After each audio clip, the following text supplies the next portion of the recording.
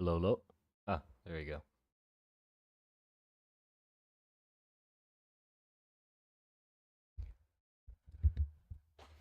Okay.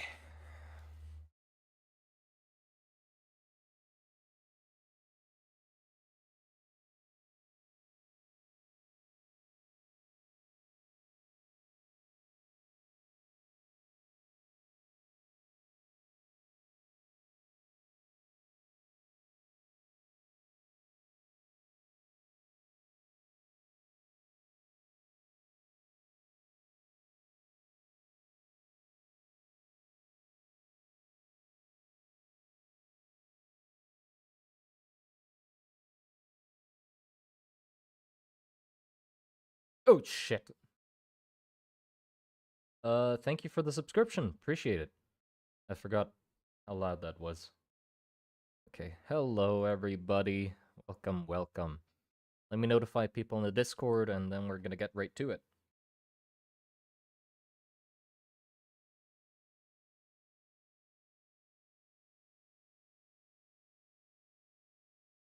There you go.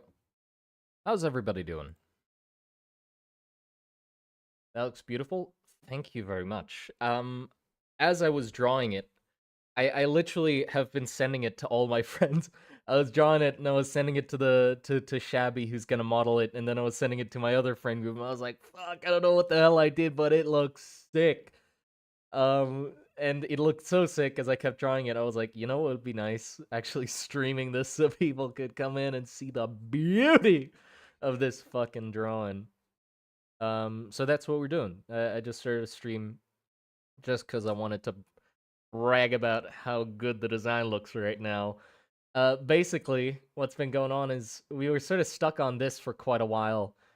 Even off stream, I was stuck on this. And I think the reason is sort of for the sake of making it into a model, I sort of needed a front and back, like a flat front and back view. And I was trying to force it onto this and then draw a front and back view later. But from this, I could never really get the proportions or anything right because it's in a pose. Um, so I tried drawing it again flat, and then another thing that I had issue with was we had a lot of problems with clutter right here, right? There's too many straps, too many buckles and belts, and I sort of thought to myself, okay, I really need to simplify this down. Like, it's too much of a mess. There's too much going on. So I was like, well, there's these decorative straps and then the bandolier straps. So why not just combine them together, right? So that's what's going on here. I made the decorative straps also hold up the belt, which really helped clean this up. Like, I like this 1,000% more than this because this is like haphazard mess. Oh, we made the armor. Let's try to like squeeze in the bandolier somewhere and the decorative straps and like layers on top of layers. But then this is like we made this for war. Even the decorations are used to hold up the bombs, which is great. I think that's great. But also just I tinkered with the proportions of the neck, and I don't know if I accidentally hit some sort of golden fucking ratio, but like this neck to head to like body, like the fucking traps and shit. I'm like, God damn, this guy looks sick. Looks fucking awesome. He looks like something that would be in Azura's Wrath from that game or something. Um, I can't complain about it. So yeah. I hope with texture and stuff, it's gonna look rusty enough because right now it looks very, because of the necklines especially, I think very futuristic, sort of, you know, because of the very streamlined shape. But I like it, so I'm keeping it. If it looks too futuristic, yeah, fuck it. Who cares? It's a cool. If it looks cool, it looks cool, and you can print it and whatever. But yeah, I've been doing great, by the way. Uh, I literally just got a 3D printer yesterday. I got it yesterday, and it was a whole ordeal. I got the Saturn 4 Ultra 16K. I wanted the 12K, but I got the 16K, because they didn't have any 12Ks available, or the places I could find the 12K from, funnily enough, sold it more expensively than the 16K that I found. So I was like, ah, fuck it, let's get the 16. And I got it yesterday, and it was a bit of an ordeal. Or no, actually, because no, let me take it back. Um, it was not an ordeal at all because of how much I prepared for the worst. I had I have 6 liters of alcohol. I got containers to clean in. I made a UV box. I got a UV light. I got everything. And what I was most concerned about was the bed, the printing bed. Oh, resin printer. Because I've heard some issues with the printing beds from the Saturn 4 and the Mars that the because of the double layers, it's a nightmare to clean, but also because of like how short the screws are, it's really hard to adjust it to level the bed uh, because there's not enough room to adjust. And so as soon as I like got the printer and I got it started up and I tested or checked if the bed was leveled, one of the corners wasn't leveled, and I couldn't adjust it because the screw was all the way tight. So I was like, oh shit, perfect. So I put the washers in, and then I tweaked everything, and it was perfectly flat. So I got it right. I thought correctly to bring the washers or buy the washers. Um,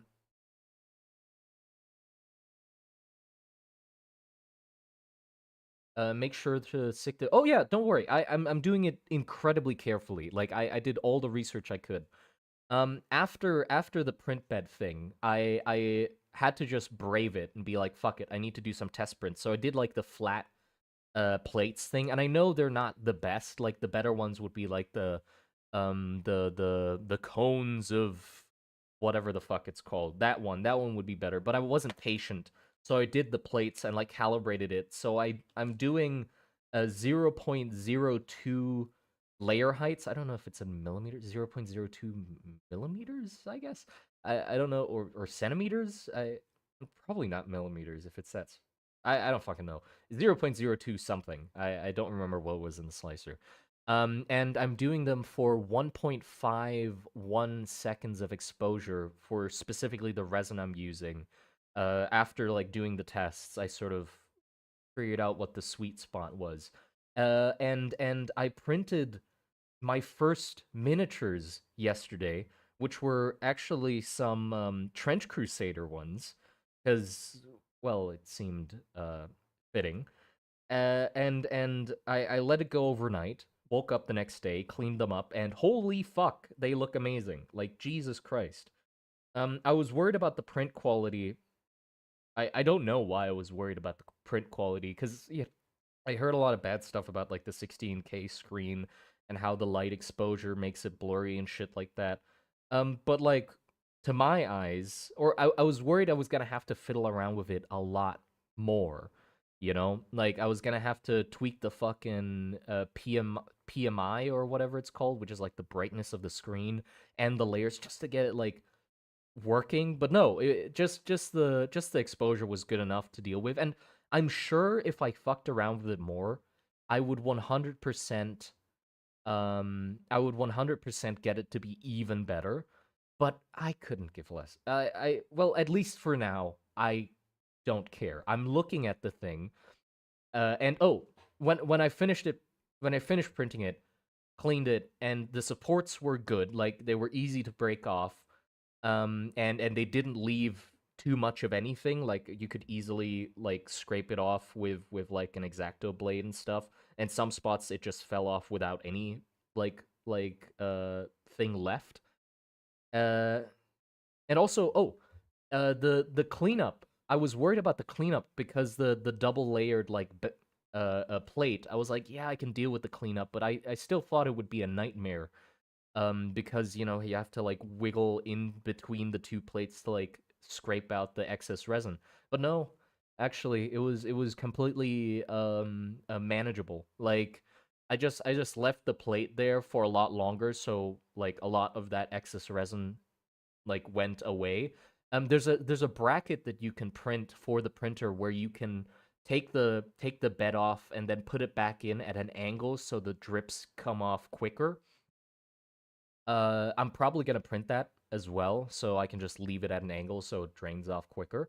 But I got a large enough vat of alcohol, or like I got like a big Tupperware container of alcohol, so I could just dunk the whole thing, like the whole print bed, into it and just shake it around a little, and most of the alcohol just goes off from there, and then I just go in with uh uh uh like some toilet paper and just clean up the rest of it, and that's it. So it's completely, I very much over prepared, but that's better than under preparing, let's say. So it went completely smoothly. All the prints went successful. Um no failures. The supports were perfect. The exposure's perfect for now. Like I can make it more perfect, but I don't care. Maybe in the future I can tinker around with it more if I want to get like even more specific. Um so so yeah, I have a 3D printer now. Hold on. Let me send the, I want to show you guys. My camera isn't good enough to pick up the detail, but I can count the toes on their fucking. I can count the toe.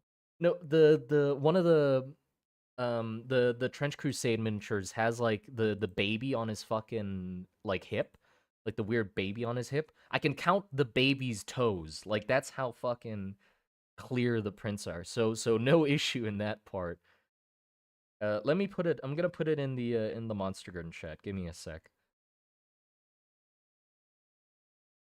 Measure twice, cut once, I said. Always paid off to say. Yeah, yeah, 100%. So don't worry with like I got gas masks. I got like the proper ones with the changeable filters.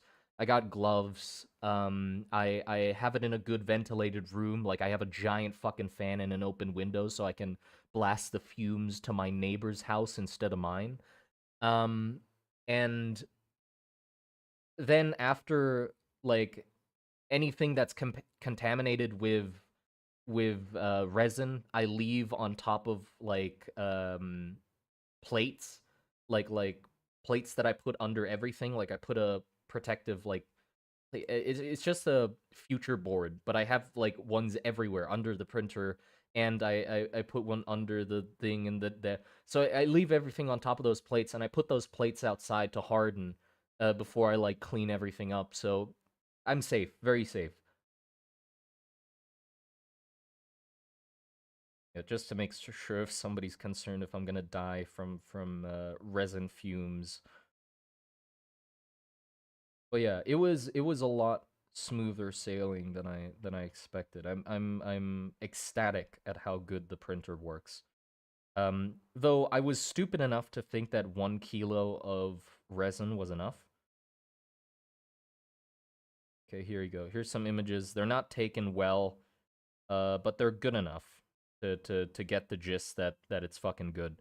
Cause like look at the sword of the guy. You don't even know how tiny the point of that fucking sword is. But it got printed like it's actually pointy. I can poke myself with it. And the yeah, it's so good. There you go. It's in the Monster Garden chat if you want to see it.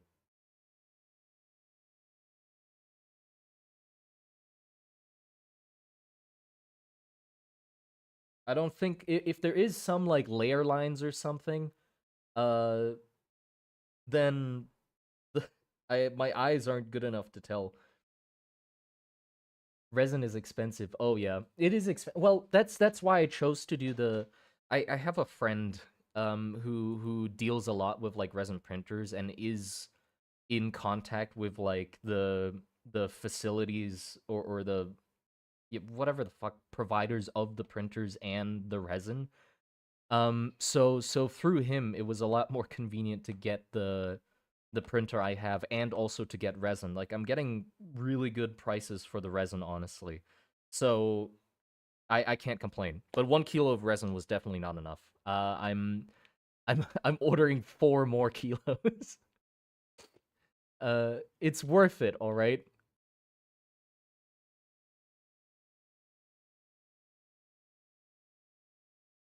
It's worth it in the long run. But the thing is, like, it's worth it if you calculate, like, God, you could print these out, and they cost so little. If I sold them for this much, I'd make a profit.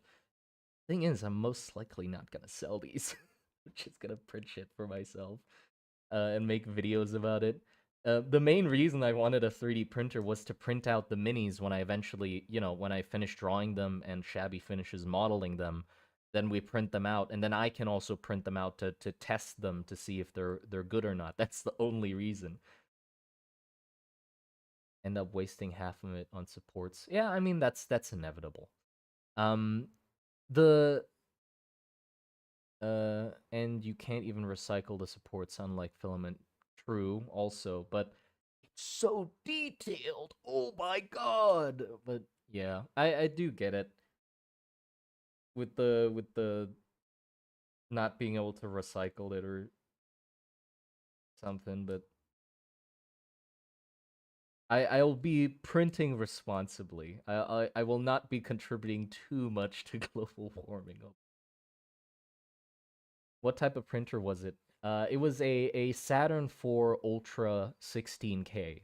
It's a 16K version, which is redundant. The screen resolution doesn't matter. Like, it's not any noticeably better than the 12K.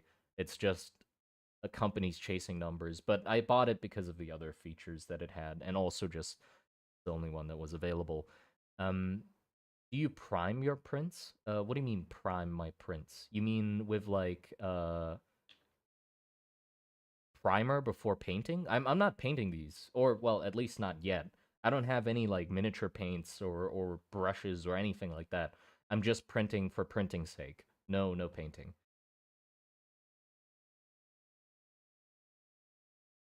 That is insanely good. Yeah, I know. It is good enough. If or it's insanely good to the point where if I can't tell that it's lacking any detail, so I don't see the point of fiddling with it more.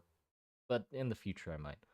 I tried melting some supports with uh, acetone a while back. Did work. I mean, yeah, I guess you could. You can use that mixture to like, fix up miniatures and like fuse them together. But it's still not really recycling, I guess.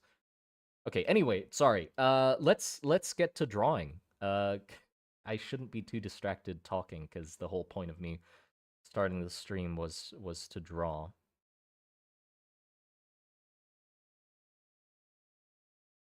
But yeah, I'm really happy with how the design is going.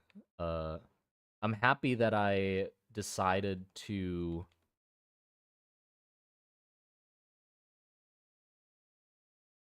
I completely forgot what the fuck I was gonna say.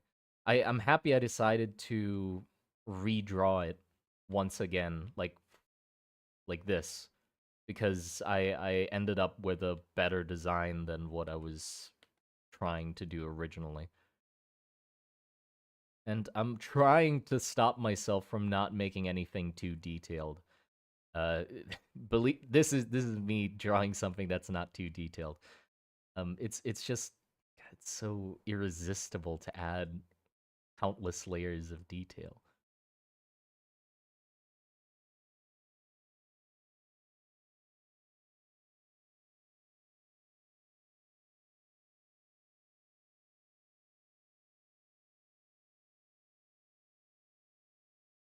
Yeah, because I do want it to be a reasonably sized miniature.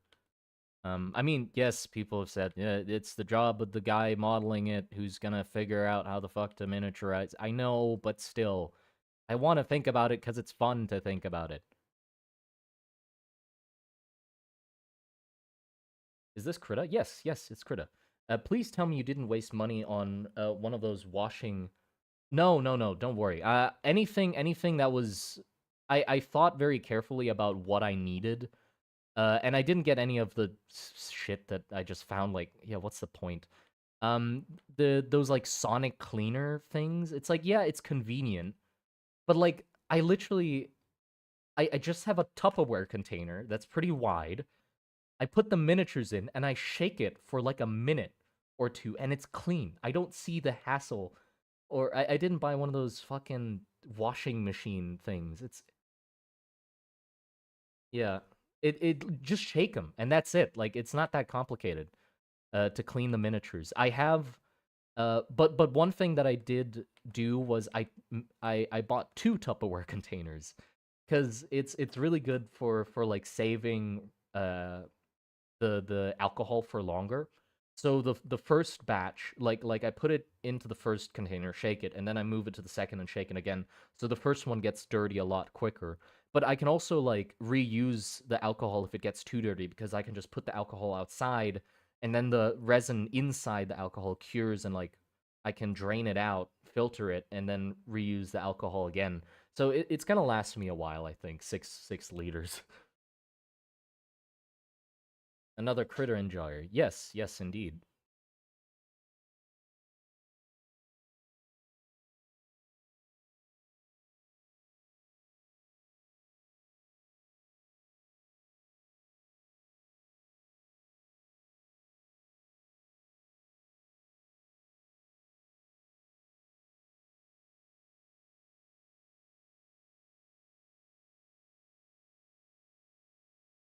Go and what did I do for the pants?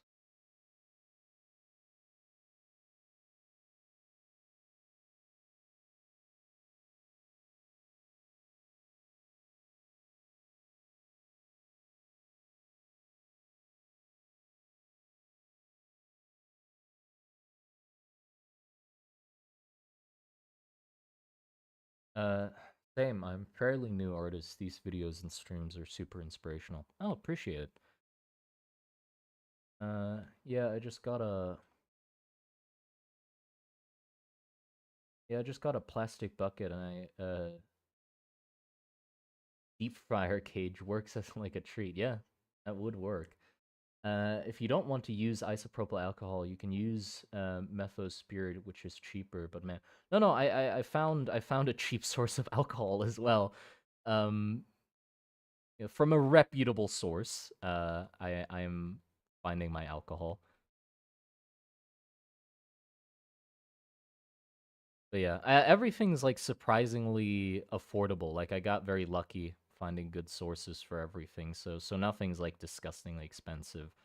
Um, so like one miniature for me would cost me if I'm like printing one miniature, the amount of resin that it uses to print one miniature would be like fucking like 20, not even 20 baht. So like 18, if it's a bigger, tiny bit bigger one, maybe 20 baht, which is not even half a dollar. A dollar is like 34 baht at the moment. I don't know how much it is. I'm not keeping track of it that well.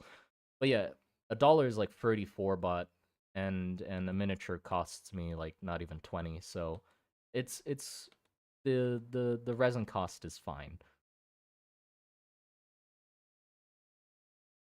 It's not wholesale rum, right? No, no, it isn't.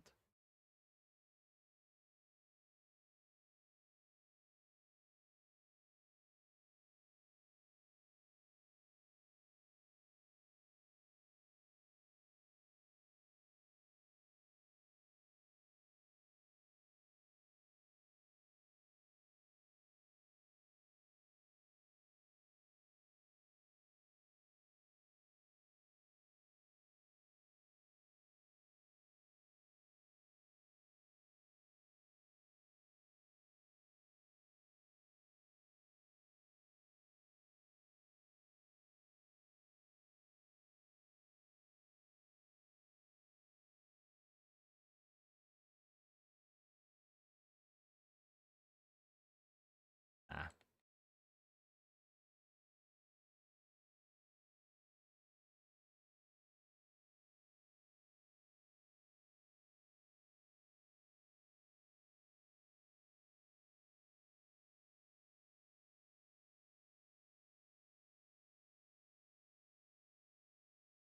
yeah, let's just put it there. Oh, so nice and satisfying to look at. I make the rim of this, though. I do have to throw my deep fryer cage away a while back. Got too infused with excess resin residue and wouldn't drain anymore, but I find all kinds of weird stuff at the work. Kind of weird stuff at my work that people throw out. That works.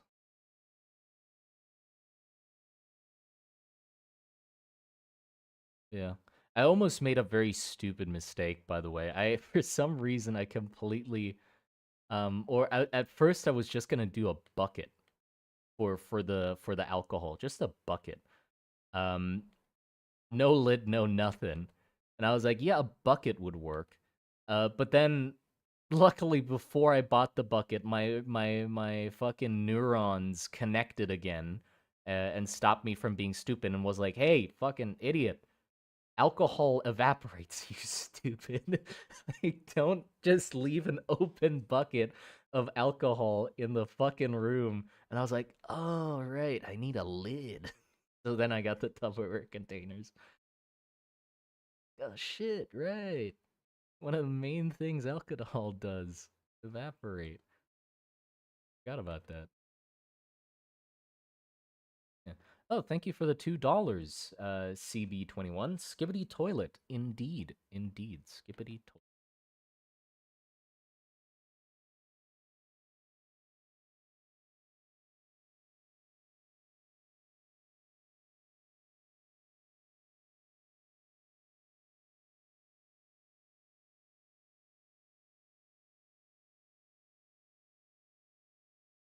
What, like a 5 gallon bucket? I don't know, just a bucket. I just thought a bucket would be a good idea.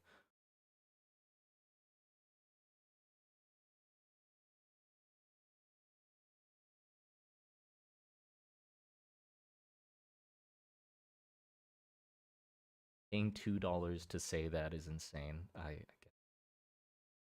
They chose to.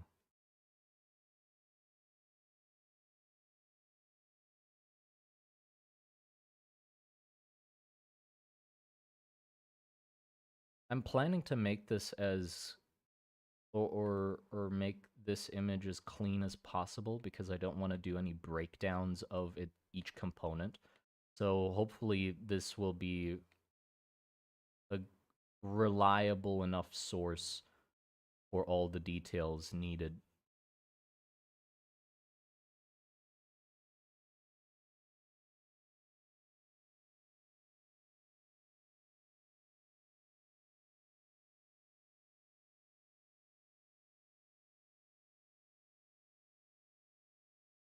I don't know how the fuck he's gonna do these pants though, or this like loincloth thing, or what it even is. I took it because I took inspiration from Thai art, and in Thai art they often have like this sort of wild loincloth thing going on.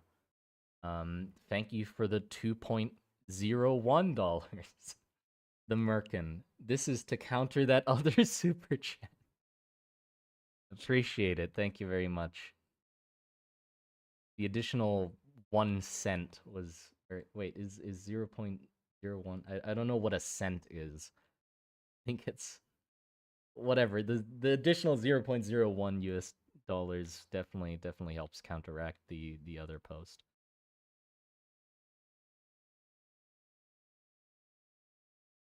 Gotta make it more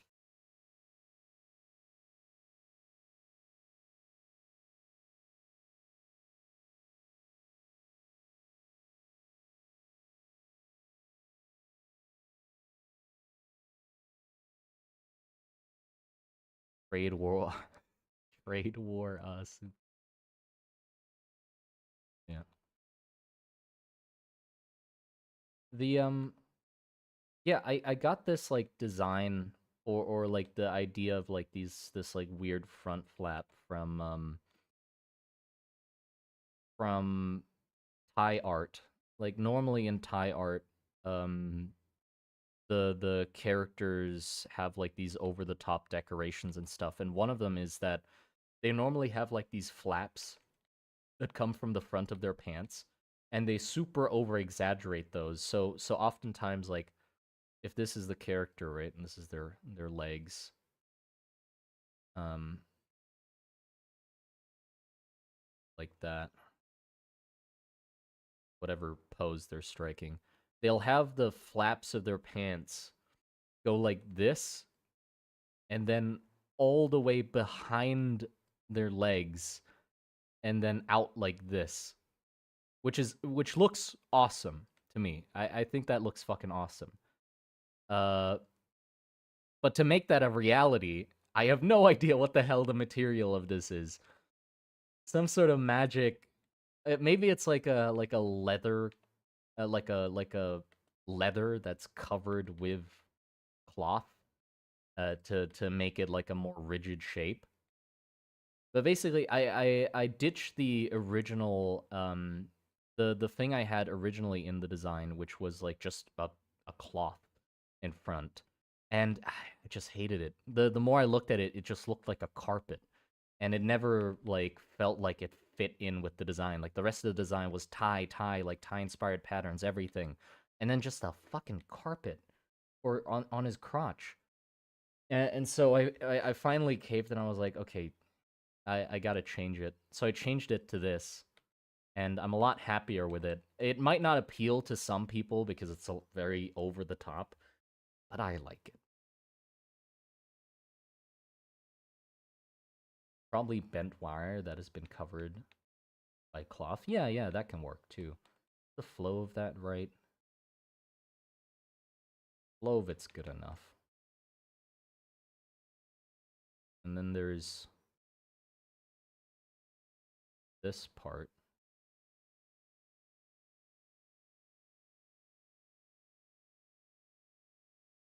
And I'm still contemplating if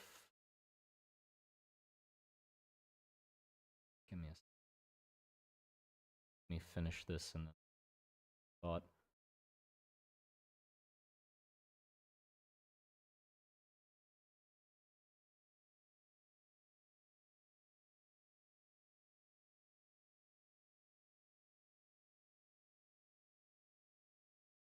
I'm still contemplating if I completely uh contemplating. What was I contemplating? Well, shit, I'm not contemplating it anymore, I guess. Oh, hold on. Something was in there. Something was up there in my head. I don't remember what fuck. Right, I remember. I remember. Okay, okay. It took me a bit. I'm still contemplating if I want the pattern here that's on the pants to be on the actual model, like three-dimensionally. So there's grooves where that pattern is, or if I don't. Because the thing is, this like front flap thing relies heavily on that design. Because look, I'm gonna finish drawing like the main shape of it first. But if it doesn't have that cloth design on it, it looks even weirder. And because it, yeah, it just does for some reason. To me, it just looks weird. So I need that design on it. And if it's like a different design on it, it also looks weird. So do I just force people to have that design? So it's less customizable in that case, right? Because then um they can't add their own cloth patterns on top of that, right? I guess I can make a version with and without. Maybe I think that's the conclusion we came to in the last time I said this. I prefer the pattern. Yeah, I'll probably do two versions. I'm just worried that people will mistakenly print the wrong one. I mean, I guess that's your fault then if you print the wrong one, but still, want to make sure that there's no like mistakes.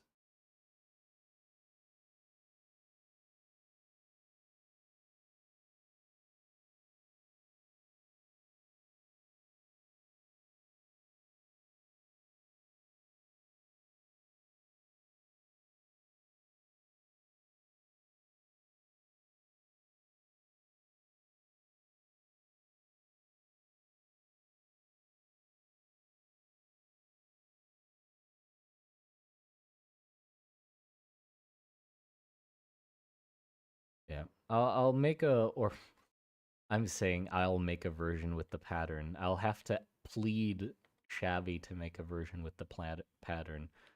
I hope that like adding patterns on top of 3D models isn't too difficult, because otherwise I'm giving him an absolute nightmare of a task.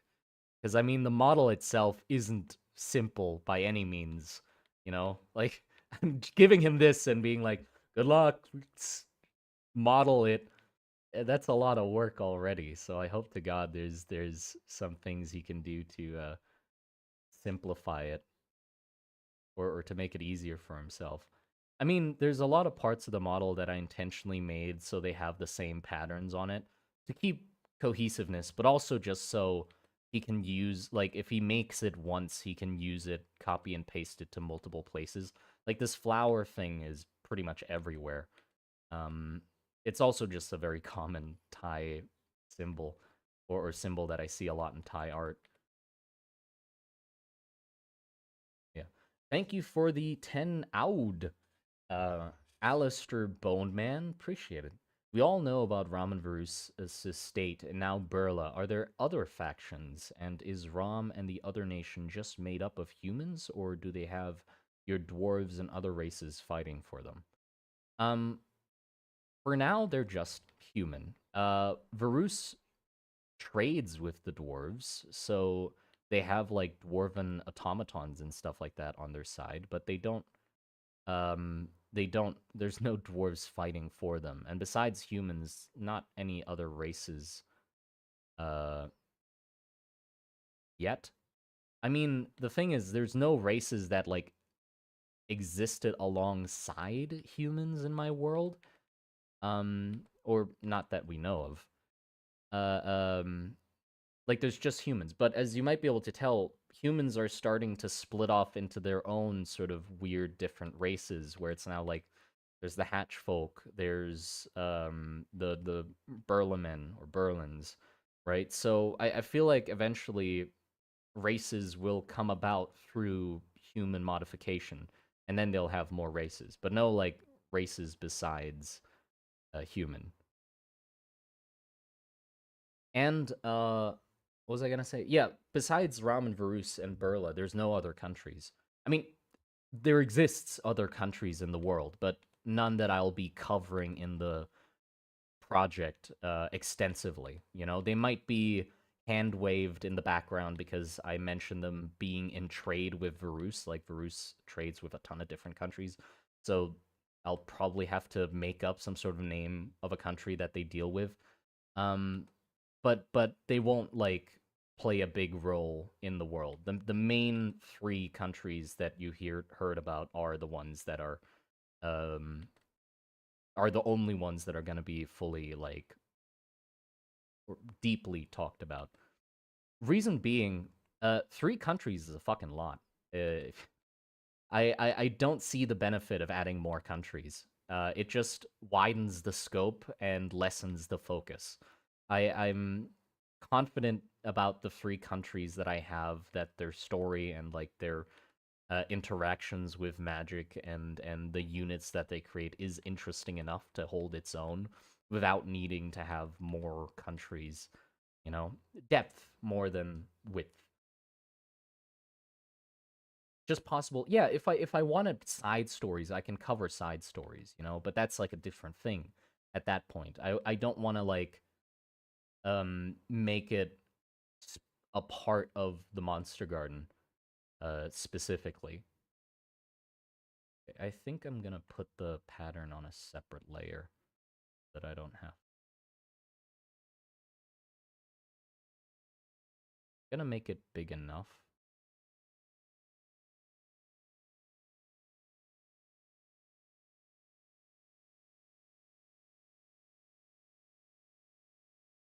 Is anyone here reading Blame? I want to read Blame. I've heard a lot of good things about it, and the art's absolutely incredible. Um, but I haven't gotten to it yet. But I do want to.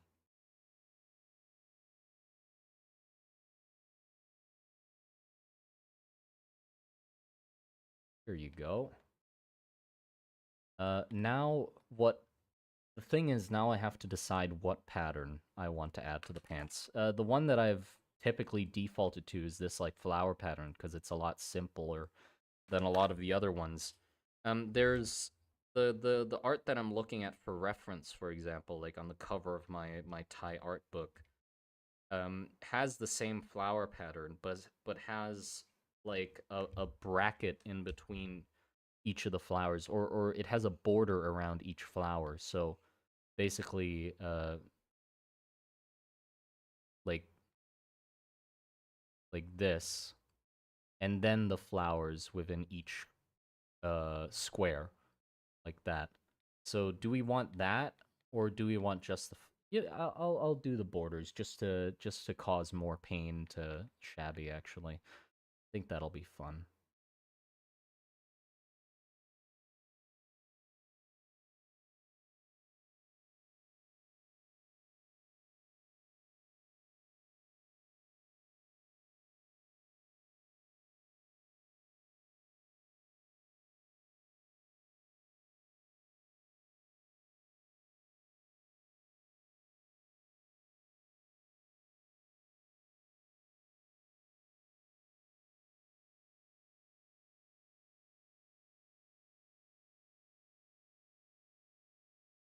Evil.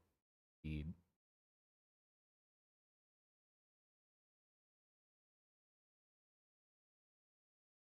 It's not that much worse. Like if there's probably some sort of brush where you can just cut into the shape.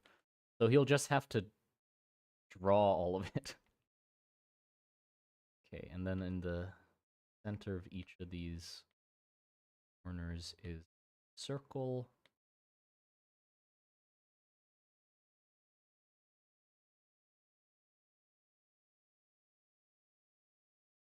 There you go.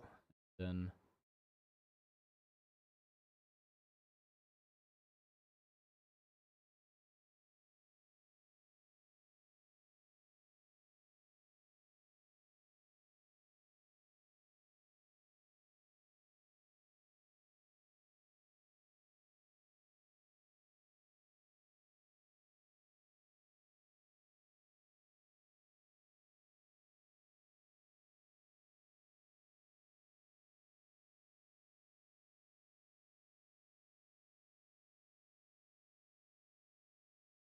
oh my god, hi. I have a general art question. Do you have any tips or pointers or whatever for flat color? I'm terrible of coloring and rendering in general. You mean tips for adding flat color to drawings? Because if it's just flat color, I mean, are you drawing digitally? Oh, by the way, just to preface, I don't have good art tips. Sorry. I'm just curious about your situation, but I don't know what the hell I'm doing in art. So sorry.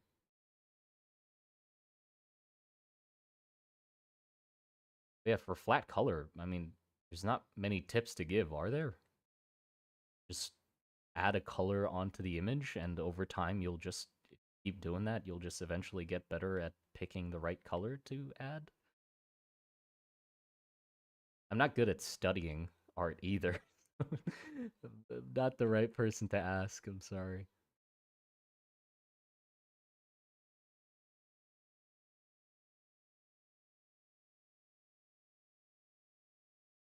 Um,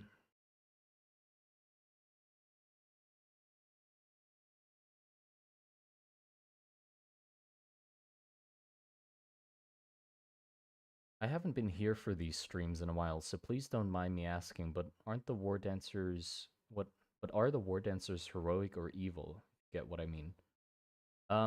Neither, really. They're just another unit within the war. Depends on your outlook, I guess, if they're evil or not.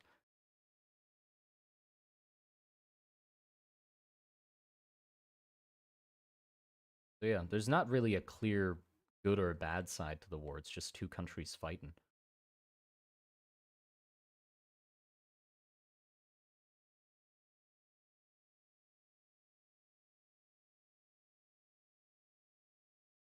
It's fighting.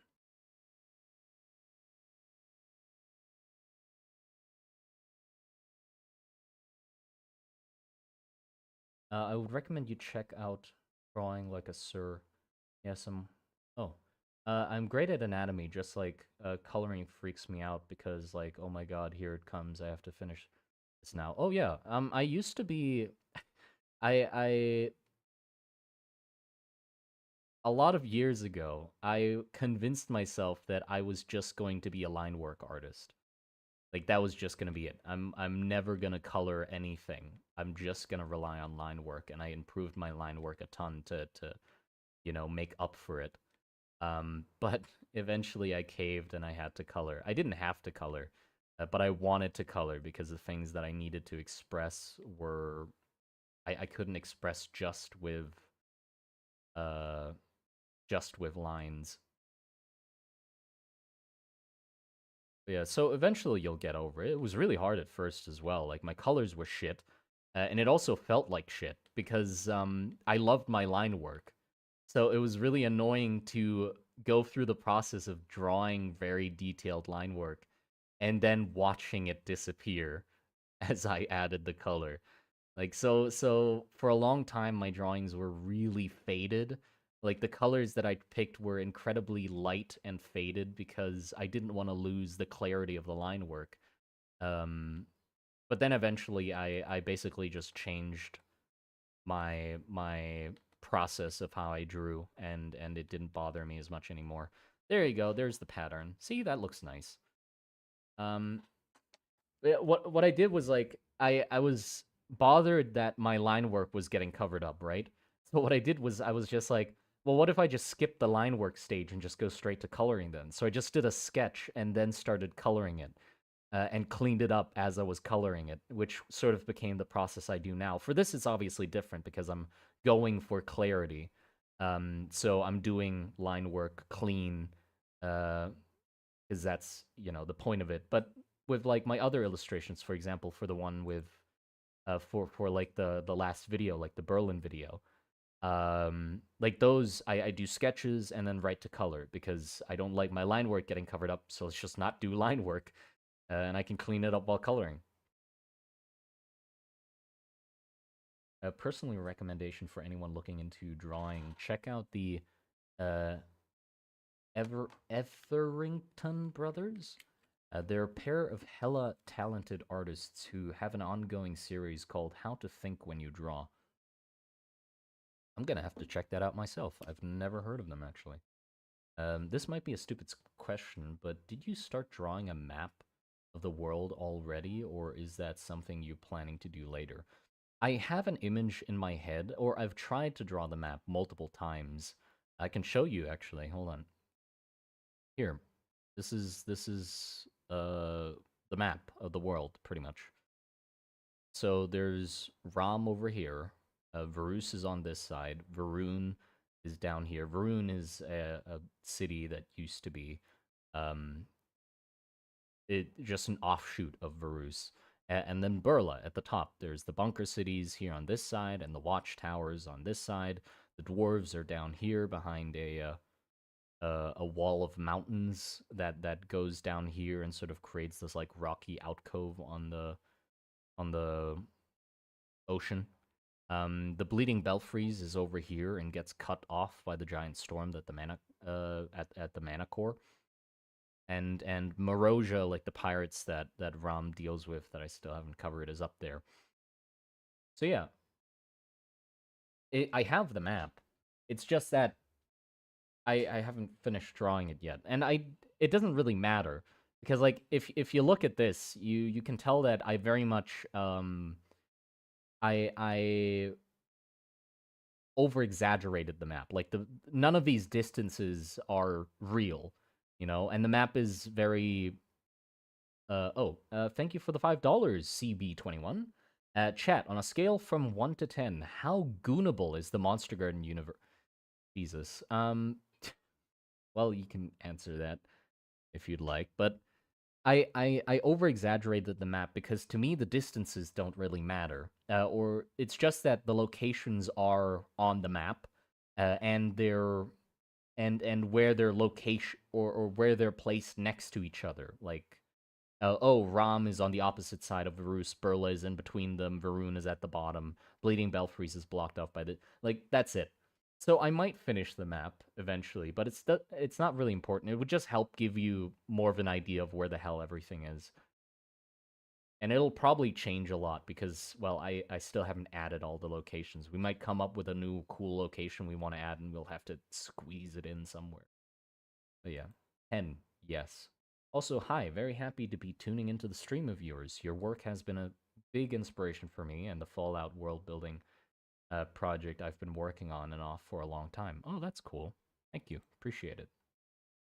As a certified monster, I would say a 10. I mean, there's not many monsters to freak yet, are there? Yeah, $5.01.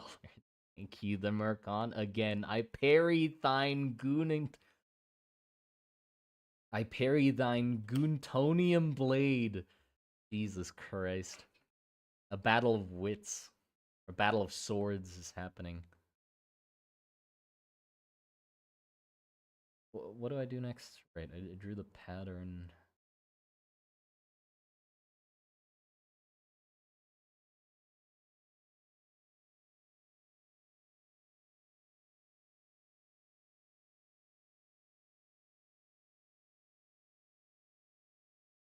Thinking more about the betweens of the big POIs, at least in the way I think.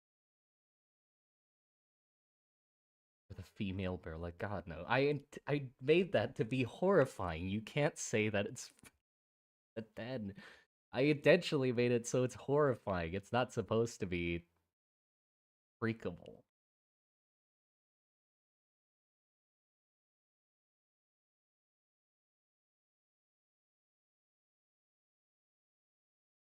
A battle of bank accounts.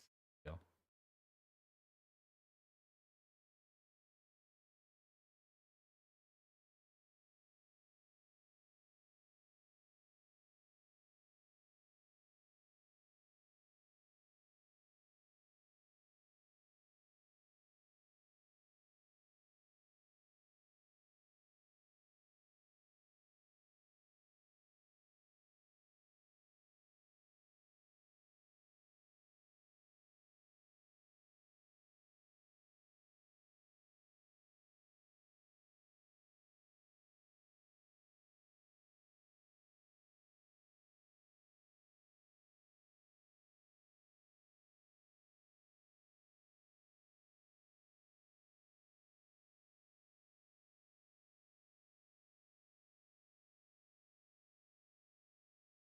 By the way, I'm just not talking. It's not that I'm disappeared or something.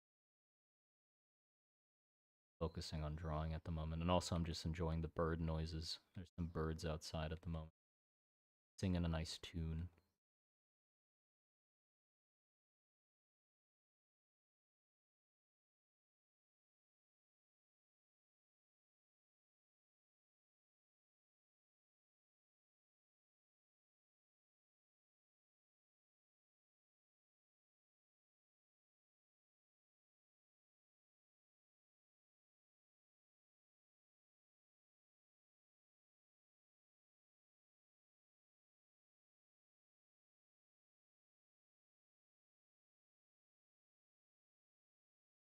I think later if I want any like, or if there has to be like any decorations on these.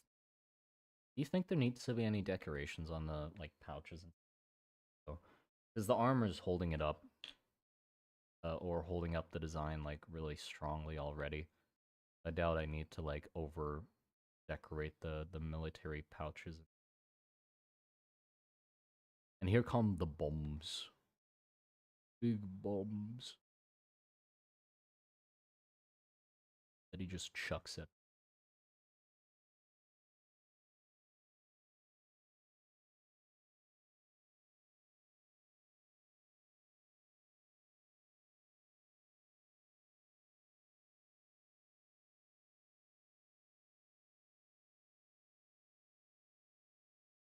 So these I want to basically be like very crude, like uh, forged iron or whatever the fuck.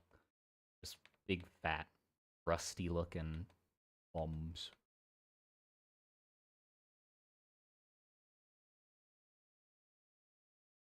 What are the bombs filled with? Bomb liquid. Filled with bomb juice. What else do you think?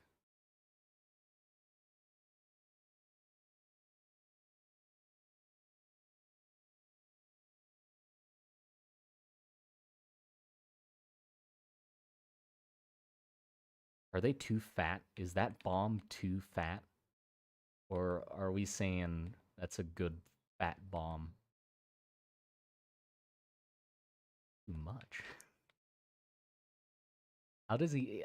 He'd be chucking them basically like footballs. Or are we saying it might be too small? It's looking kind of like that pouch isn't filled all the way. Oh, I said bomb juice, not bong juice. Yeah, hold on. This bomb's got to be bigger. They're too small, too measly. Gotta be big fat bombs. Fill up those pockets.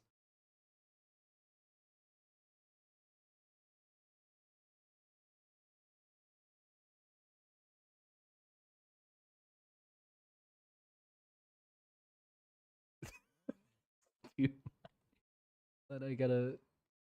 It's like that shape.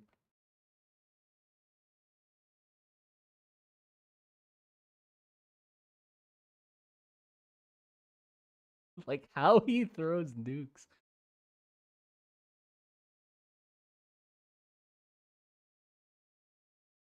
Were these guys inspired by Smaug? Smaug. Oh, Smaug. Right. I completely forgot. I was like, Smaug? The fucking Lords of the Rings? No, the uh I read it wrong. I think you mean Smo from the fucking the Dark Souls boss, right? These look ugly as hell. What the fuck?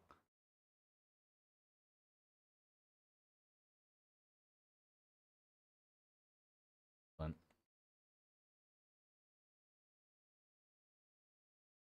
he is inspired by Smurfs. Mom, Smom, Smow, Smo, Smo, Smaug? What the fuck was his name again? Have you conceived any war rations or bee ration jerky? No, not any yet. I was sort of thinking that Rom would focus a lot on like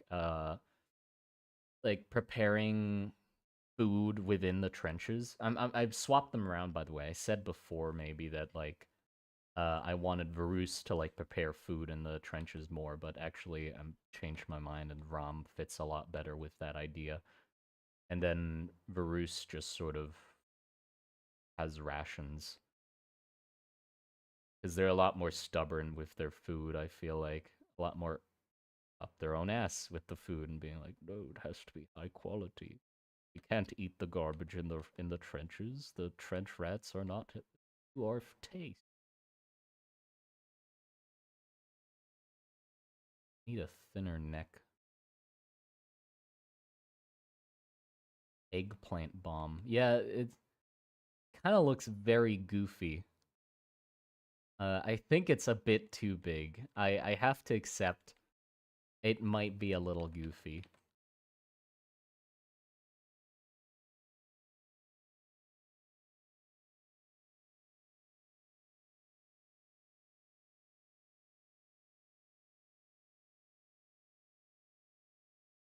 $2. Thank you very much, the Mercon. I need you to tell us why the bomb is veiny. What the fuck you mean veiny? No, this is God, Jesus. This isn't vein texture. I tried to make it look like rust. You know, like how rust eats away in these like sort of patches. That's what it is, not veins. God damn.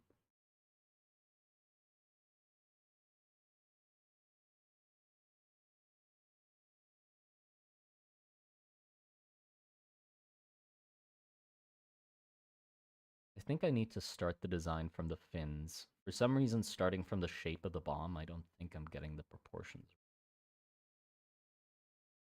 I'll probably have to draw it separately for Shabby anyway. But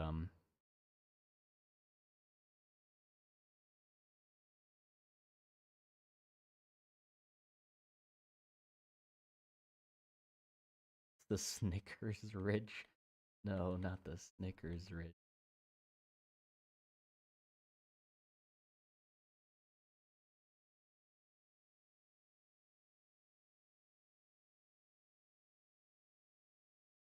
This also looks like shit. What the hell happened? Why can't I draw bombs? I want to draw some bombs.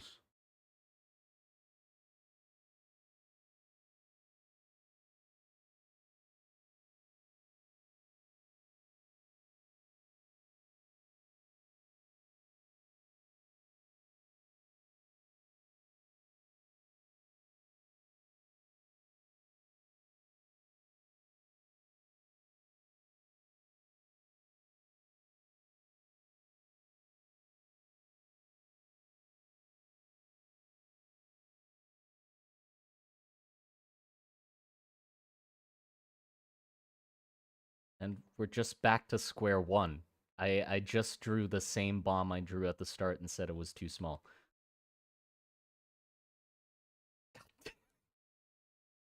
It's fine. It's fine, I guess. You think it's too small? Is the bomb too small?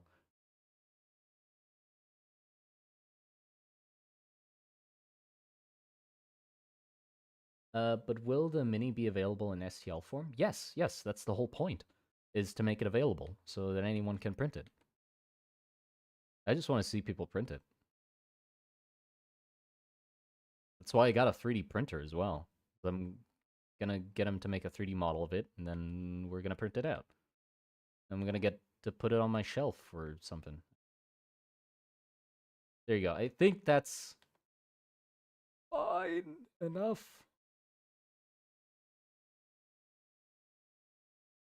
Maybe, okay, what if now that we have the bomb shape sort of looking all right, I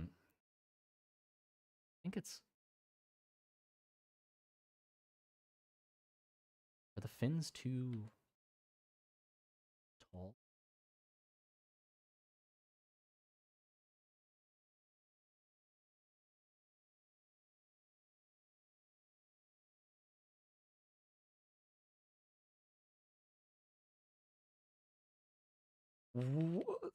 I can't draw a bomb. The hell's going on? I can't draw a bomb. For the life of me. It's looking terrible. There. No! What's going on? It looks like shit. Hold on. This can't be. I have the original bomb that I liked somewhere on the canvas. I'll have to find it.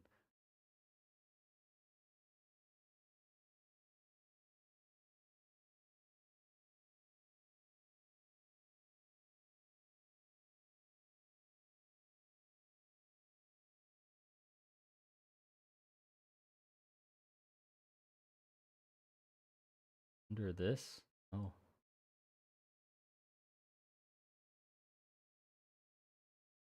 Here it is. There they are.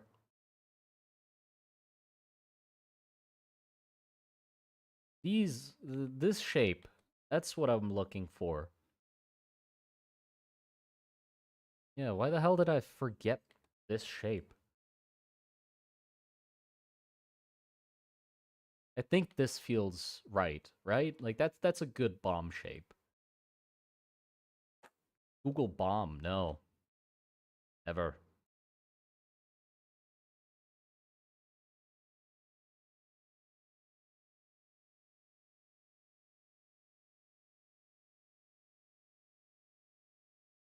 There you are. A beautiful boy.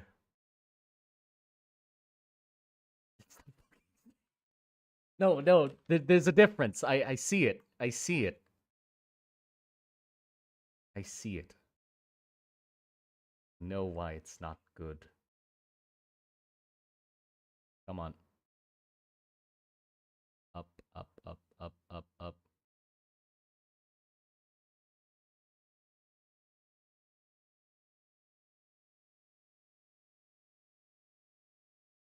I can finally see it.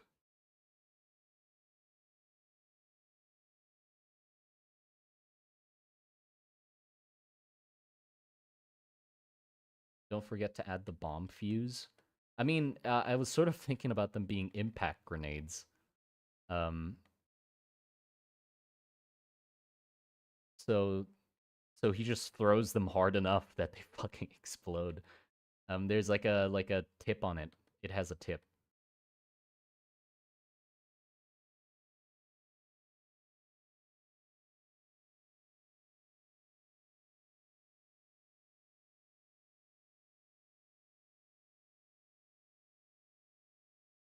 There you go. I was just making it too stubby. That was the issue. Finally, it looks like a bomb. Look at that. See? I figured it out. I figured out the problem.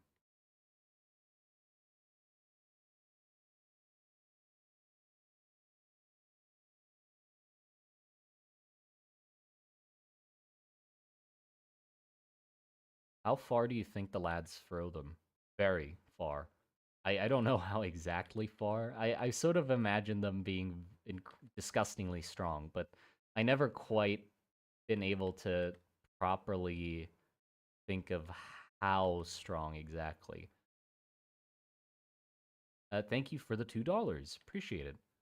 CB21. War Dancer's low key Liberty Prime. Eh, if I squint really hard, I can see it.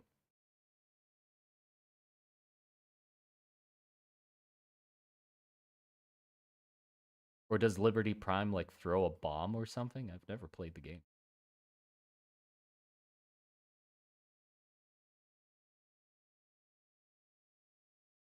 Javelin distances? Yeah, probably javelin distances. Seems the most right to me. But mostly, I was imagining that mostly what they would use it as is a close ranged throwing object, if that makes sense. Like down the barrel of a trench, that far mostly. So if they're charging into a trench and on the opposite end of that like length of trench they see like a group of soldiers, they will just chuck a bomb at them and it will most likely punch through a soldier cleanly.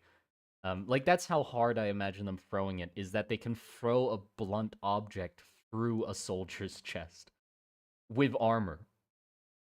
So however hard he needs to throw it for that to happen, I guess that's how strong they are.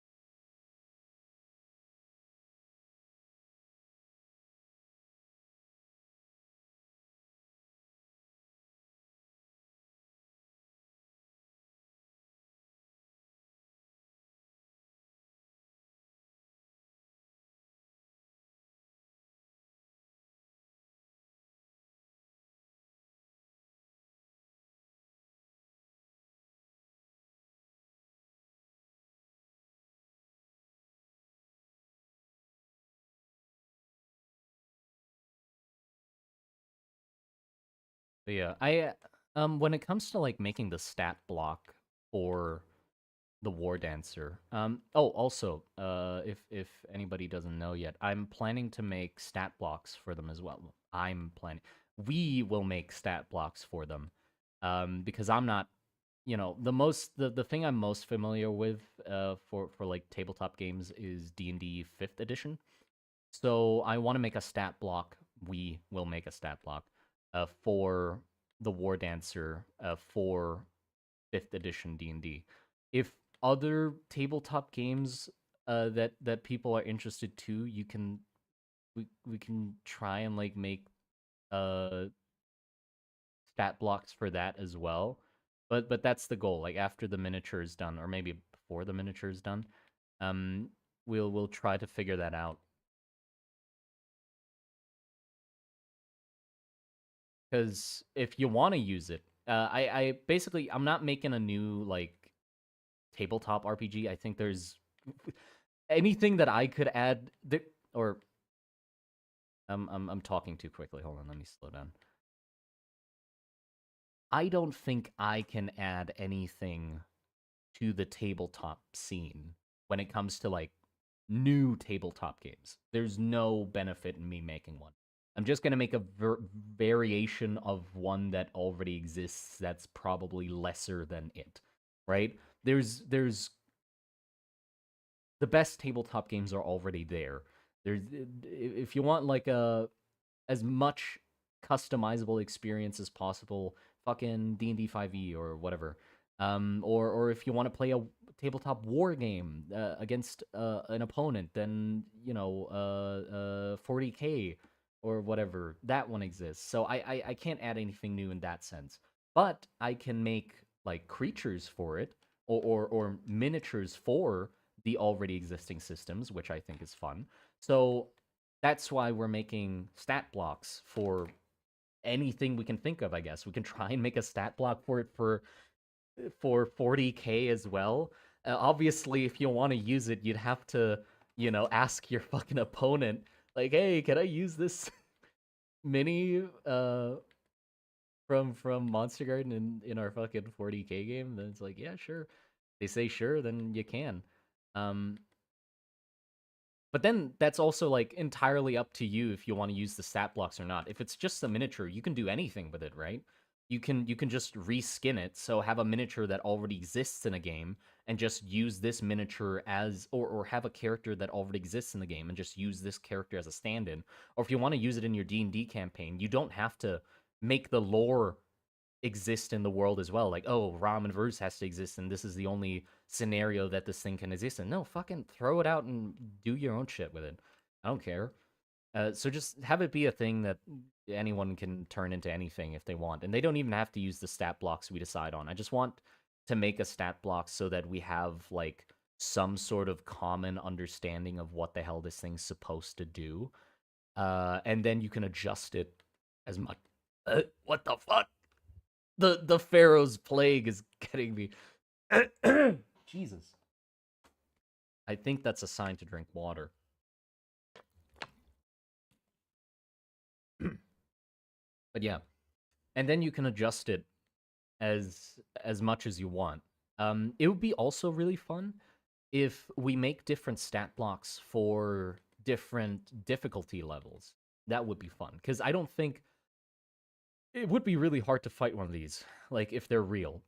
Um, But to make it like more accessible to other parties, we can just dumb it down, or not dumb it down, but make it easier so that it's possible to have it fight um a lower level party as well. I think that's fun because I don't think if you can reskin literally everything, I don't see why you can't make a monster weaker so that a lower level game can use it or experience it as well. Yeah, that's the plan. But oh, long-winded way of saying when we eventually get to making stat blocks for them, I think this guy would definitely have to have a lot of abilities that focus around picking shit up, grappling, and throwing. So just a lot of very fun, like environmental interactions, I think.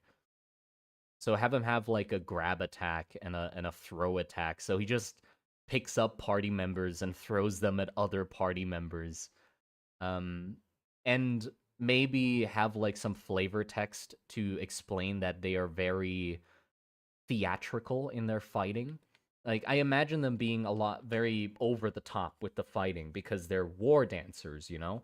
So if you're putting them up against a party, I would very much want to encourage the people or the DM to like make them have it fight as theatrically as possible, add flavor text to describing their attacks, but also in the way that they move across the battlefield. Like, I wouldn't want this thing, even if it's like disgustingly powerful, I don't think it would just determine the weakest target, run down the weakest target, and kill it, and then move on to the next thing. I think it would intentionally make the fight more difficult for itself, just to make it a more interesting fight. So It's like the war dancer is like a fight choreographer as well, where it's like, now that you've fallen, I'm gonna move on to your friends and not finish you off because that's the more interesting thing to do, so they can have a chance to pick you back up and make it a close fight instead of just making it an unfair fight. Can the war dancers get sick? How superhuman are they? I mean, I do imagine them being able to get sick for sure. Uh, but yeah, that'll be fun. So yeah, I guess maybe we can also make a version that doesn't have the fucking bomb pouches because that'll be an ability it has that you can choose for it to have or not. Oh, also have a version with the bomb pouches and have it be able to basically throw fucking impact fireballs. But also have a version that has javelins instead. Hold up, my nose. I'm dying of something. I don't know what. But yeah, have a version with javelins as well. I don't think we need to make another model for it. Just use the same model. I don't think we need to make a model with javelins. Specifically just because javelins are too thin and dainty. We can make them really thick, but I like the silhouette more with the bombs on the belt. I don't think I'm gonna have a version with like a giant pouch of fucking javelins coming out the back. At least not this version or this first model. But still, we can make a stat block for it. So use your imagination. You can use the one with bombs, but still say he has javelins. Whatever. Can kill a soldier with ballet. Yes. Is there a trick to drawing the same thing from different angles, or are you that good? I mean, there is a trick. Yeah, it's just measuring everything. There's nothing difficult about it. I mean, it gets very quickly difficult if you add poses to it, um, and like perspective to it, but you don't have to. If it's for the sake of like making a model that, or if it's for the sake of making like uh a concept sheet for somebody else to turn into a 3D model, most likely you're not even gonna draw the character in a pose. You're just gonna draw them facing a straight front direction because that's the easiest to comprehend. So literally, you just draw this, and then what I'm gonna do is when I want to draw the back, I'm just gonna make this opaque so I can see through it, and then just draw over it again, but draw the backside so everything's the same. So it doesn't have to be difficult. I made it unnecessarily difficult for myself with like this pose, and turning it around was a lot more hard because like it's like at an angle, so you can't just like make it transparent and through it.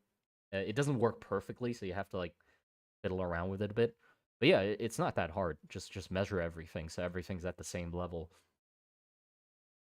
Couldn't be mounted along the back in like a fan flower shape. Yeah, it would be really cool, but just not for this version. For this version, I was confident I wanted the bomb pouches. And by the way, I must say that looks fucking sick.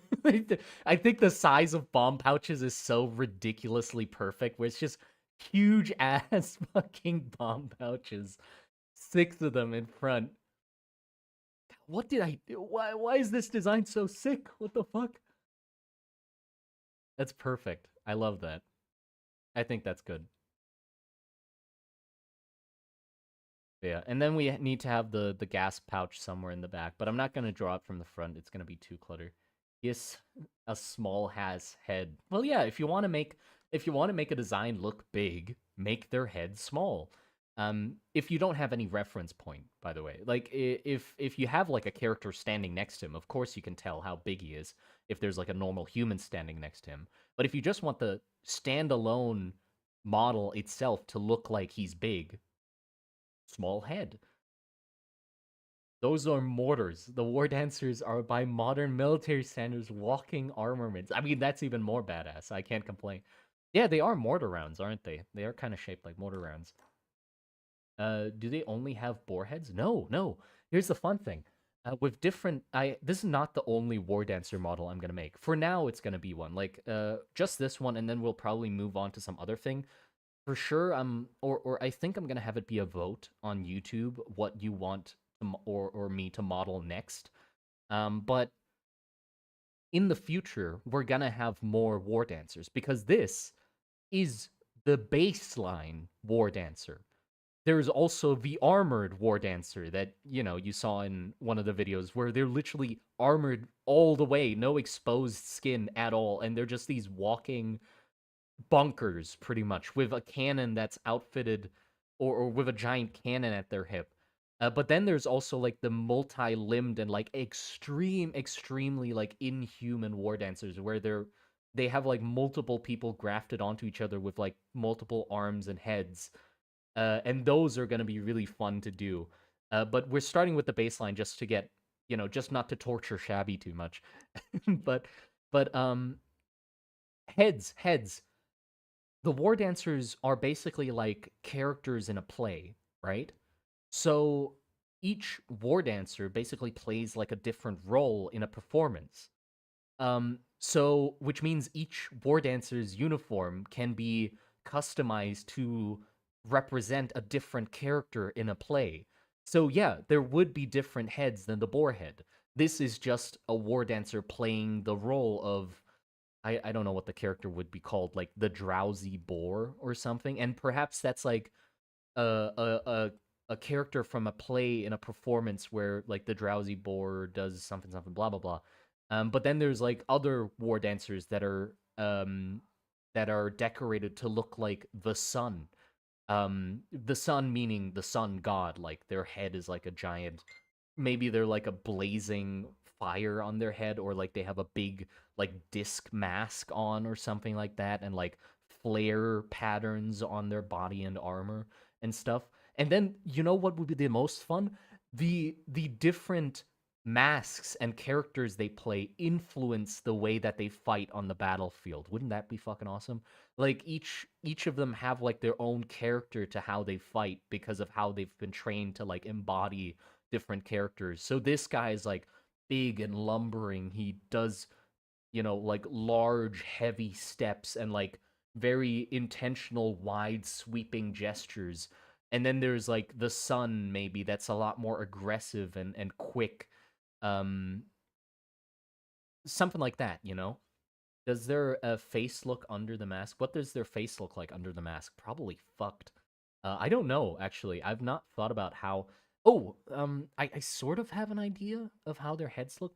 I know that their muscles are pretty much like, um, they're pretty much have a constant, uh, uh,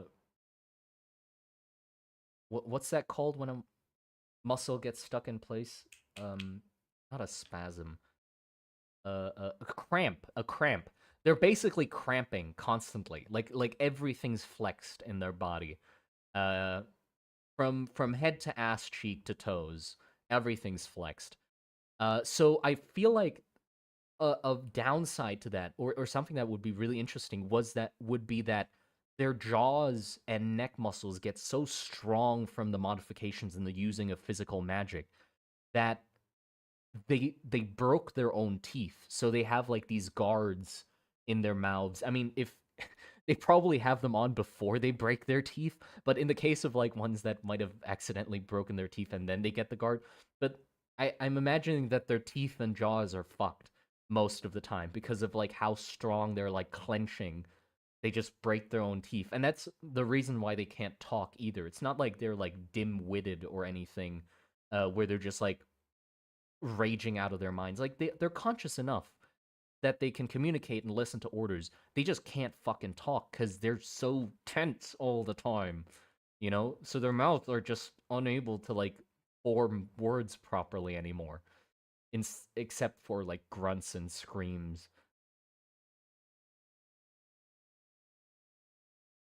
Hermit, bold words for someone in War Dancer mortar range.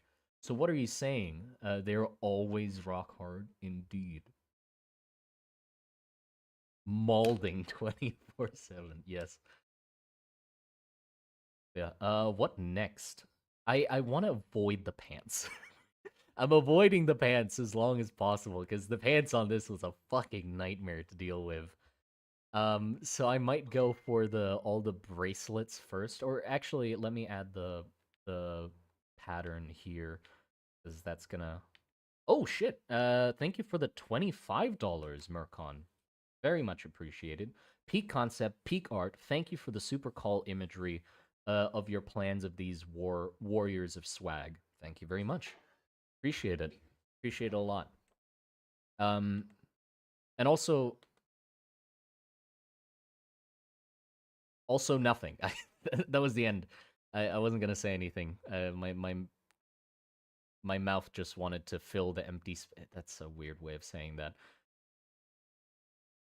Just forget that whole sentence.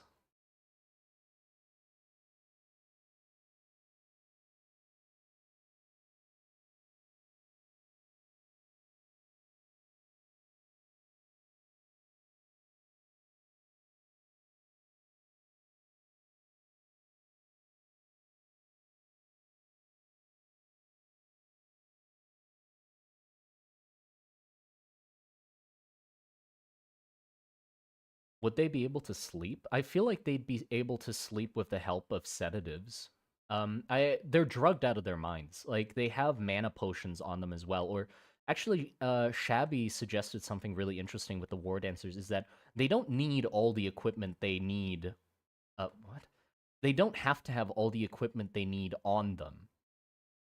Because I feel like it'd be very interesting. Like the same as mages, war dancers are a very valuable unit. So commonly, Varusian platoons or like groups or troops or whatever the right word is would be centered around the use of a war dancer, which means they would have a bunch of basically squires running after them with all of the things that they need. So they don't have to hold everything. Like this guy holds 6 bombs, but there's probably like a sorry as hell soldier trying to keep up with them running through the trenches with an additional 12 bombs hauled on their back. And also like additional mana potions and stuff. I'm contemplating if I want to have mana potions on this one. I think I do just to make it more clear that he has that ability. Because another ability that I wanted them to have is to basically go into rage, basically, like a berserker or a barbarian. Yeah, barbarian in D&D. They can rage. So they have like these mana potions that are filled with drugs, and as soon as they like activate them and they turn into steam, and like fill the area into with like a cloud of smoke, and they take in the mana to like fuel their magic, like their physical enhancing magic. They also take in the fumes of the drugs and just go into a frenzy, pretty much.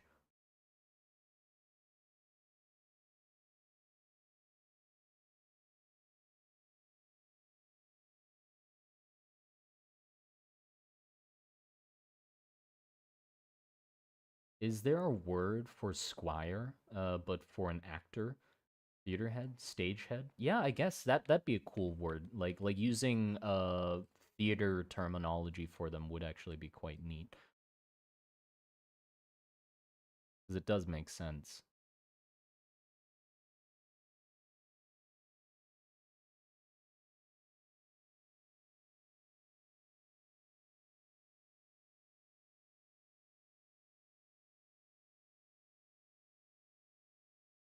The patterns on here are a little harder because of like the rounded surface. So I'm gonna be fiddling around with it a little bit.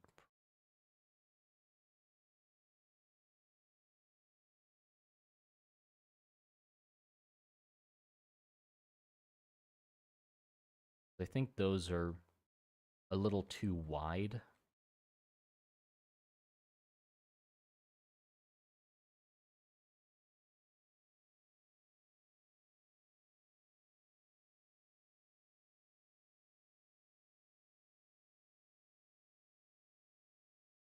Yeah, they just get really wide. I mean, that's a lot more fine, I guess. Here, yeah, yeah, that looks good enough.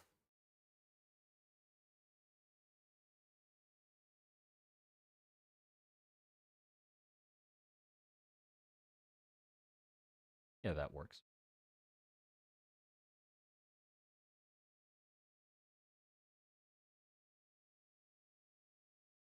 I'm not quite sure about the neck yet. It looks very sci-fi with these lines, so we'll leave that for now. This will also have the same scale pattern.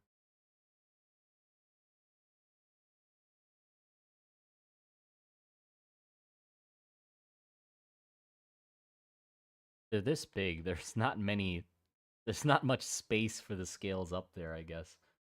That's fine though, because this like shoulder piece with the scales does go around the back, and then there's a lot more space for the scales, so I think it's fine. And then the wing patterns here. I don't know. Manager sounds like too much of a high rank. Yeah, stage manager doesn't really fit.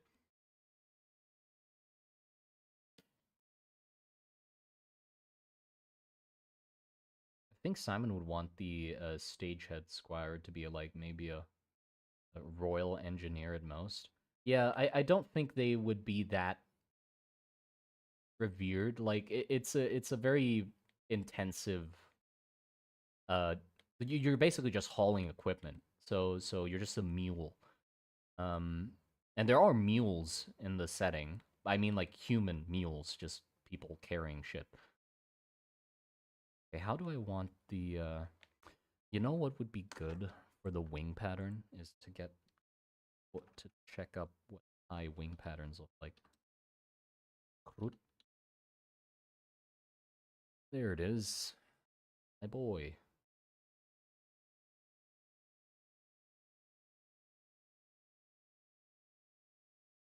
I'm not gonna go too extreme.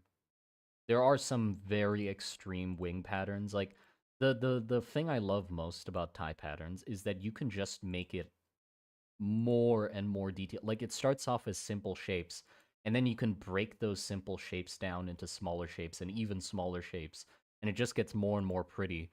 But there's some wing patterns that are just Jesus. They're layers upon layers of detail. Like each feather is so fucking detailed. But I'm gonna go simple because it's a miniature. So we're just gonna go with feathers. Like there was another one where each feather had a rim on this side that had like little flames on it individually, and then the feather was separated into different. It was yeah, this one. I forgot, but Rom is the one who got a thing for fingers, right? Yeah, yeah, they love fingers. Okay, so do we think we want the 2 rows of feathers? Because like in this original here, or like previously, I just had 1 row because like this basically acts at the top row of feathers, you know? So I hold on, let's think about it. What I can do actually is we could make it so this bottom shoulder pad has 2 rows of feathers and the top one has only 1. That could work.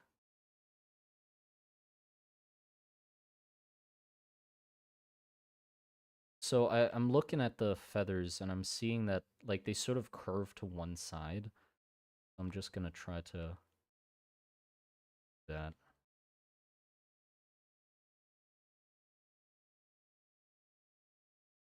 Actually, let's try to add lines to this first.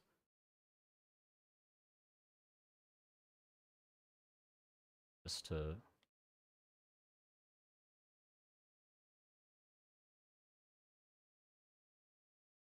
I need to like gradually have it.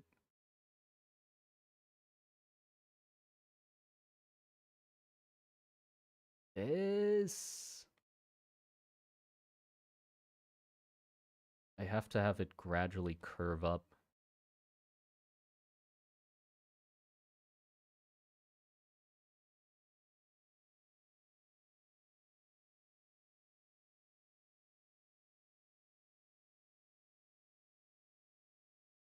You go. That works. Yeah, that works. And then we Why can't I? Oh, fun. I can't see my keyboard. It's getting a little dark in my room. Wait, is it raining? Oh, I'm gonna have to head off in a while, by the way. In a while being in like 20 minutes or 30 minutes. Gonna have to go pick up my girlfriend. So the stream's gonna be done in like 30 minutes. Up. There you go.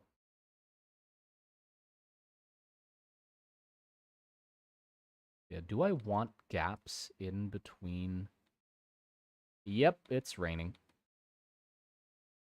That's nice. Fish will enjoy that. Yeah, I do think like a little gap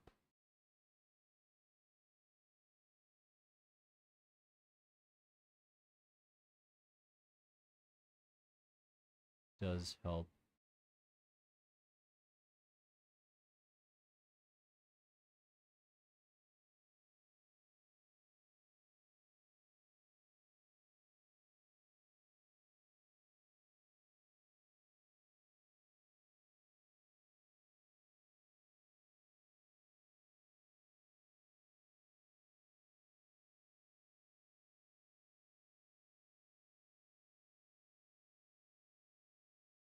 You should make your own wiki page. I feel like that would be pretty cool. Oh, uh, good news.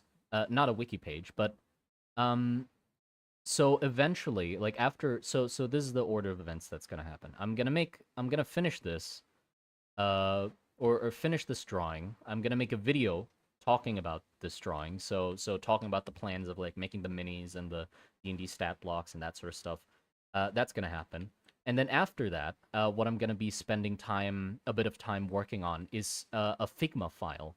Figma is, if you don't know, like a program where you can basically lay out a bunch of images and text and order it nicely, and you can add links and whatever to it. Like you can add a ton of things to it, but it's basically a giant canvas that you can turn into like a mind map or something. And I'm making one for my world. I'm in the process of it, but at the moment I'm like more focused on doing like this stuff and finishing this first, and then I'm gonna fully get that going. And after the Figma file is like sort of ready, I'll make the link available like everywhere. So like in video descriptions and stuff like that. And so you can basically like check up on all the lore and art of the Monster Garden as you like. And I think it's a lot more comprehensible than a wiki or something, because you can just zoom out, zoom in, look at whatever part you want. Um, so so that'll be a lot of fun. And then, because I don't think it's possible for me to write everything about the world before publishing the Figma file, like it'll just take forever, right? So what I'm thinking is I'm gonna sort of get the baseline of the locations and some of the stuff we've covered onto the Figma file, and then after that, what I'm gonna do is we're also gonna use like YouTube polls and stuff to so you guys can choose which part of the Figma file we flesh out next. And then we can also use that to like choose which to turn into a video and stuff. But that's maybe. But for sure it's going to be like you guys can choose which part we can cover. And I think that'll be a lot of fun. So nobody has to like or we don't have to or I don't have to guess what people have most interest in knowing about, and just, we can flesh everything out. um I don't have a way of ending that sentence.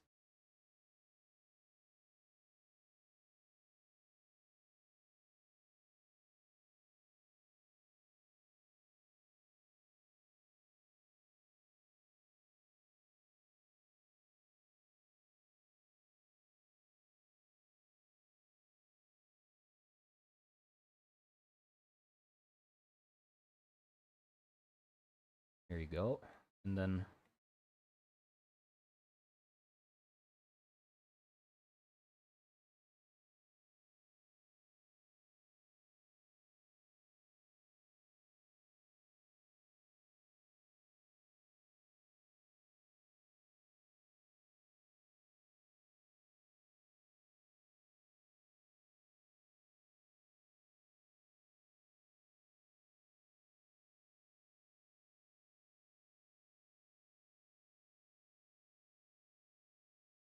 Good night, dude. Sixth stream. Thank you. Appreciate it.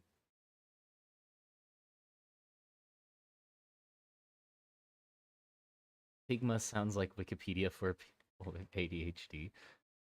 True. I mean, I feel like it just helps me, like that way of like laying out information just makes a lot more sense to me and is a lot more approachable for me to write in than a wiki page.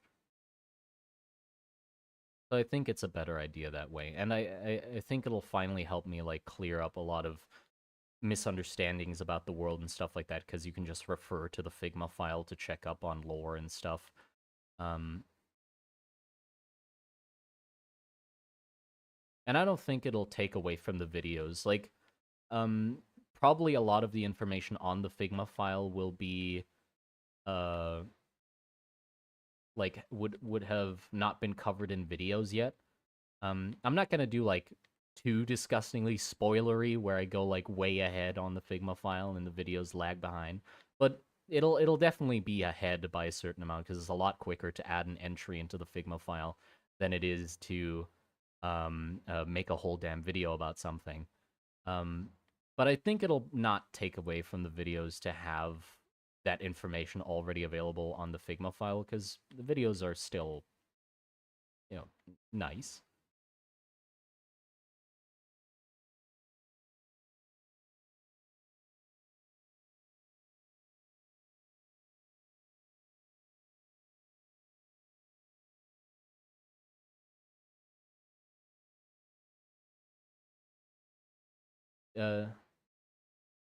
Uh, sorry, I almost missed it. CB21, thank you for the $10. Appreciate it. Sorry, haven't been keeping up with your stuff lately, but is War Dancer personality considered almost robotic? Like, do they sleep, eat, and just fight? Just silent in the corner during downtime? I don't know. I feel like it would depend on the War Dancer, what their personality would be like. Um, the though they are very human. Like they get angry and stuff and lose control and I don't think they'd be robotic.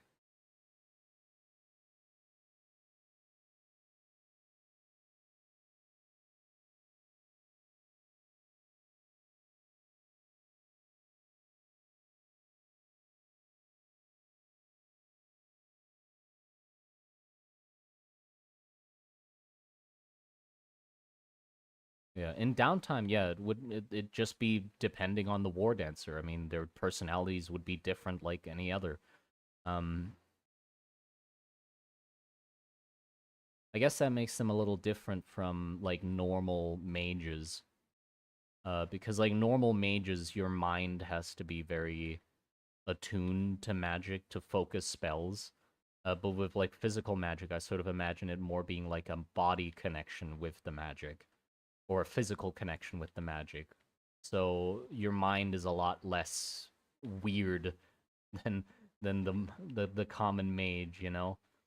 Like the weirdest mages to interact with are probably like the infusers, which are mages that work with mana. Um, because those guys work off of like like they work with precise calculations and measurements all the time, and it needs to be so specific. Like just a slight or a slight loss of focus means that your calculation is off because you're basically working with just releasing mana. So no spells, just mana into materials and stuff to like study or infusing mana potions and stuff like that. But just with like unconscious thought, your body spends mana. So they have to be disgustingly focused, like inhumanly focused, to work perfectly, which is impossible. Like uh, none of them exist that do it 100% perfectly. But still, it is very strange. It would be very strange to talk to one just because of how composed and still and focused they'd have to be. I guess off work and on work would be different talking to them. you wouldn't certainly be talking to them on work for sure, because they're fucking working. Um, but like off work, I feel like they'd still be very strange to talk to. Yeah, and also because of like them not spending mana, like them expelling mana into materials doesn't spend the mana, which makes it interesting that their body modifications are or like sorry, manamorphosis, like the way that mana changes the body. They basically don't have it. So they are the only type of mage that if they're doing their job perfectly, they should look like a normal person. Because they're not spending any of the mana. The changes to the body happen when the mana gets expended in the forms of spells. So with them just working with raw mana, not casting any spells, just expelling the mana without using it, they are not going or undergoing any changes. Shouldn't be.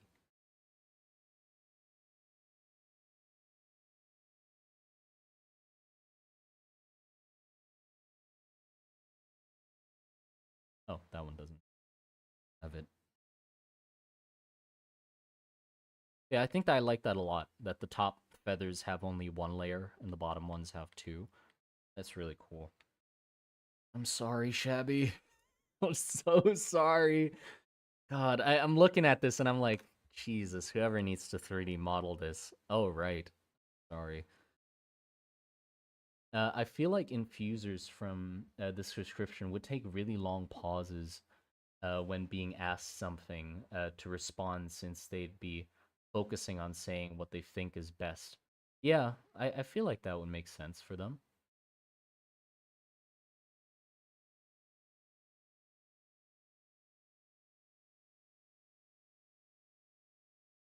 I just came back. Who are the mages that don't get metamorphosis? Oh, the infusers. Because they don't cast any spells. They basically just take in mana and release mana without spending it. And metamorphosis happens through the process of spending mana in casting spells. So they don't look any different from normal people if they're doing their job perfectly. That's the big if. So so they'll still have some, like they'll still be taller, the ribs will be longer, more fingers, but just very baseline changes, or a lot more subtle changes if they're good. Yeah. Oh god, the detail. Sorry.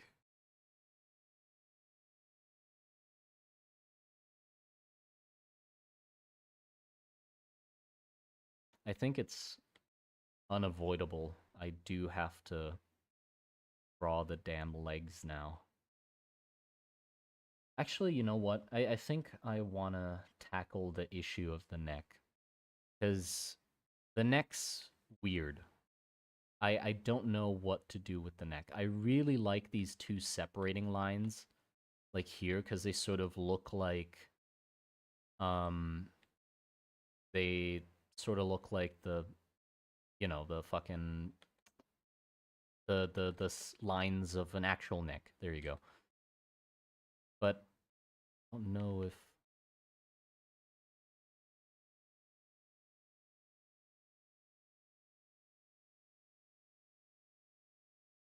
I do this.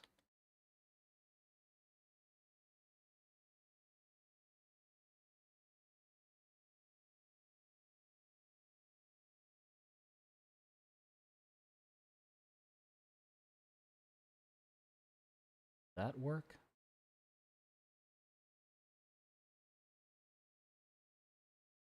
That looks really sick.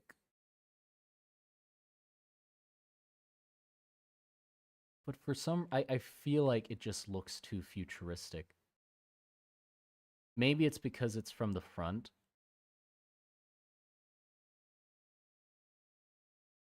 I feel like it looks too futuristic. From the side, it would be. Um, it's also just because I'm drawing everything incredibly cleanly. In the setting, it wouldn't be this clean.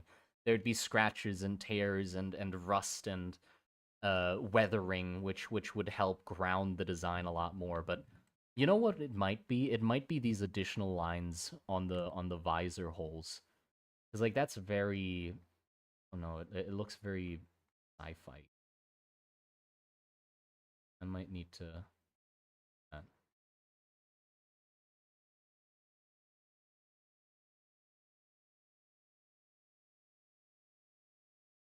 so we just need to come up with a pattern for the eye slits that doesn't look futuristic.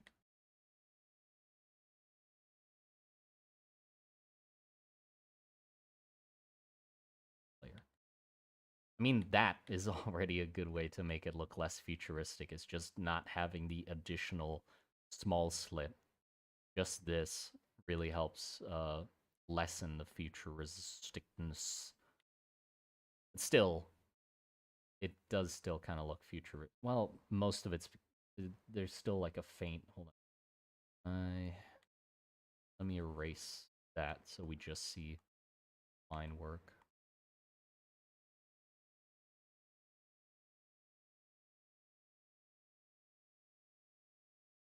Uh, be the simple design. You can make it more elaborate. Probably solve it. Yeah, but I do like that there's some rest in between. Because like if I make it too complex, I think it'll get too messy. I mean, the design is already very messy, but you know, like especially here on the neck, because like look, there's a lot of control, like a lot of control, a lot of detail here, and then a lot of detail in the head. If I make this messy too, it'll just be too much. It'll just be too much. Same with like here, I have like these empty spots, or like this being more blank, or like down here, this being more blank. Even in the pattern, there's some like rest in between the busy parts.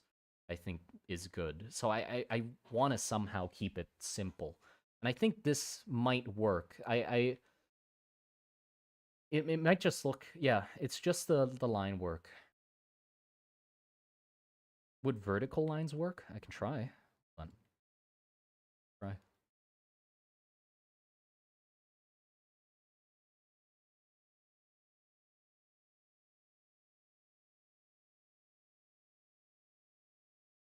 Actually, yes, that would work very well.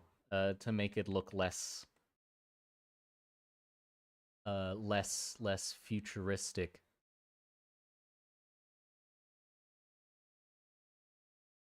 What are we thinking about that?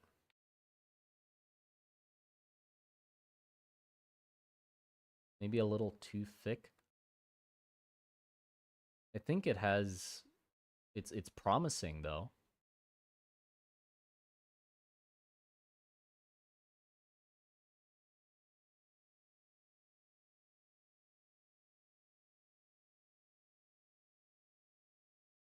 Also, would they be able to turn the head? No.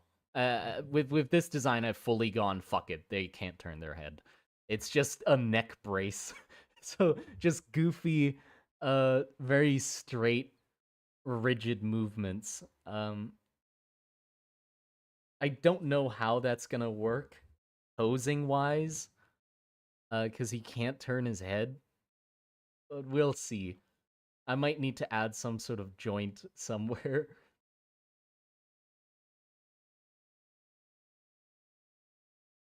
The cross? You mean like this?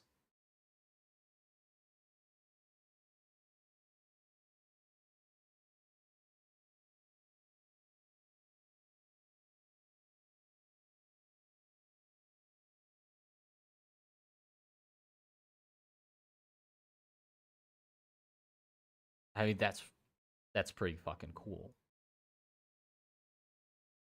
That is pretty fucking cool.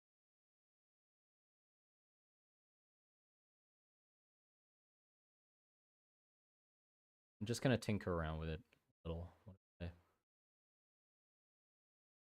That doesn't work. It is really just.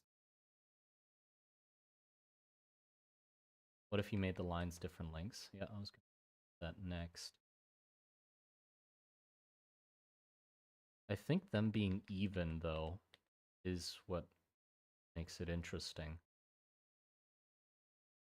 Like if tapering in doesn't make sense at all, right? So like that's just confusing to look at, I think. If I made it taper outwards,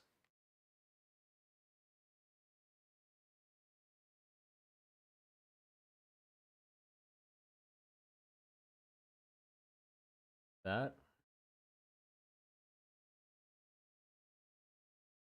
one long line in the middle. No, no, the middle stays, or the middle doesn't have any lines because what I really wanted from like the side profile is we're basically going for like a sort of pyramid head feel, where this is basically a big fucking fat slab of metal.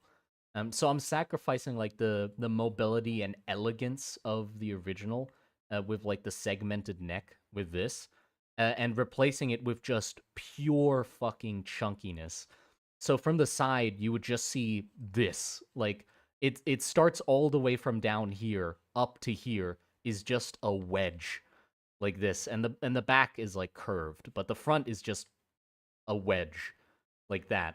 And I feel like it just makes it look like a ram or like the hull or the like the front of a boat, which I think is perfect for like the idea we're going with this one, with which is just like heavy brute lumbering kind of look, you know, not that elegant. So we're losing some of the elegance, but I think it's worth it because we're just getting fuck you, I'm a battering ram instead. Yeah, I think I actually do like them descending in length. But I'm sort of also thinking about the uh uh wait, what the hell's on this layer? Nothing, apparently. Yeah, nothing's on that layer. But yeah, what was I gonna say? Right. I do like this like descending look, but also it makes it seem that like this middle part is a lot weaker, because it's just like this flap of metal. Blood.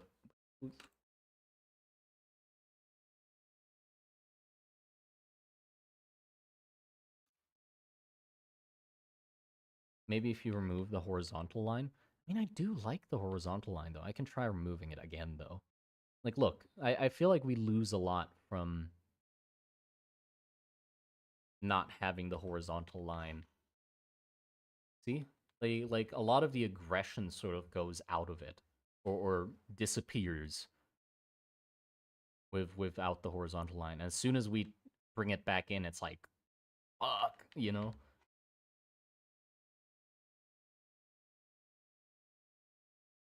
What kind of eye slits do bore front have?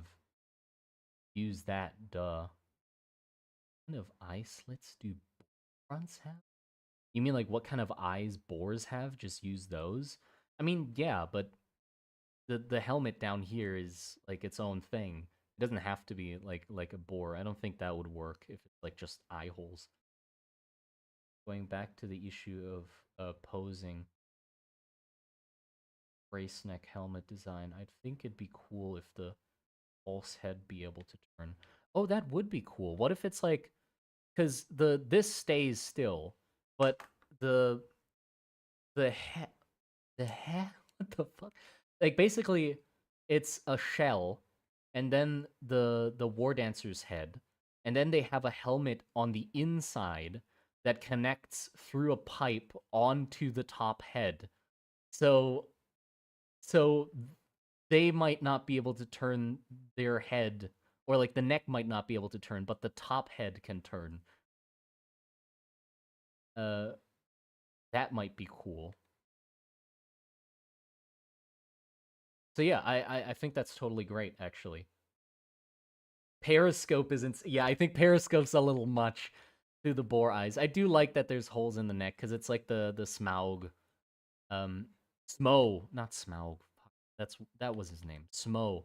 It's like Smo from Dark Souls, where his eye holes aren't in the head. But yeah, I think for now I'm gonna keep this slit design on the front.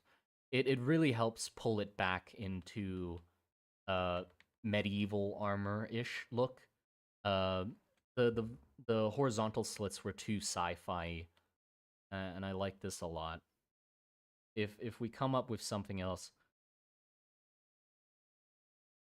I mean, okay, look, if you want, hold on, I can do this in case you want to like tinker with it. It's not hard to tinker with it. So, let me that. I don't,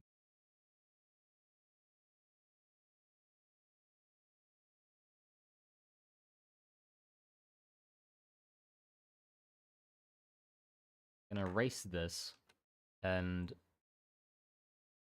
here. I'm sending this. I'm posting an image in Monster Garden, the Monster Garden chat in the Discord. And if you want, or if you have some visor ideas that you think might fit that head or that neck, then just draw on top of it and post it in there at me as well so I can see it and not miss it. So if you have some better ideas that might fit, then you can just do that. I put the image in the Monster Garden chat. Monster Garden chat. Just saying it twice so people don't miss it. But yeah, up to you. And if somebody comes up with a better solution, then I'll use that one. Uh, but for now, I'll keep with this.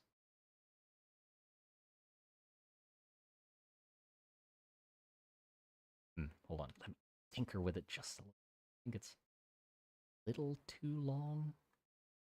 But also, I mean, even though it looks like it's just like a flap of metal, it doesn't mean that it has to be. It could be that the outer hole of the visor is like this, but on the inside there's brackets that hold this together and make it more stable. Um, so it could just be visual.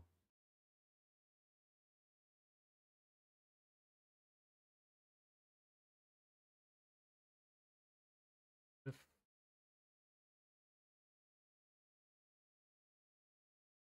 too much, too.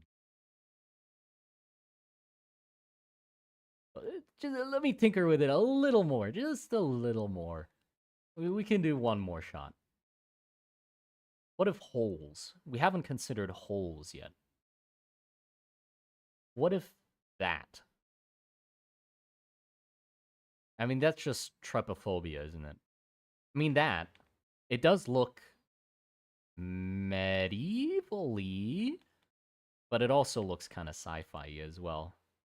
Kind of weird, too, because it's like breathing holes in the neck. Hold on. You know, I'm gonna save this on a separate layer so that I don't have to lose it. C Control V. That's not. Yeah, just a big fucking hole like that. There you go. Now we can tinker with it. Um. So what if we have like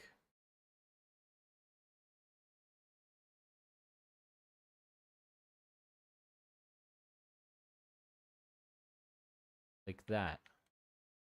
Very subtle holes.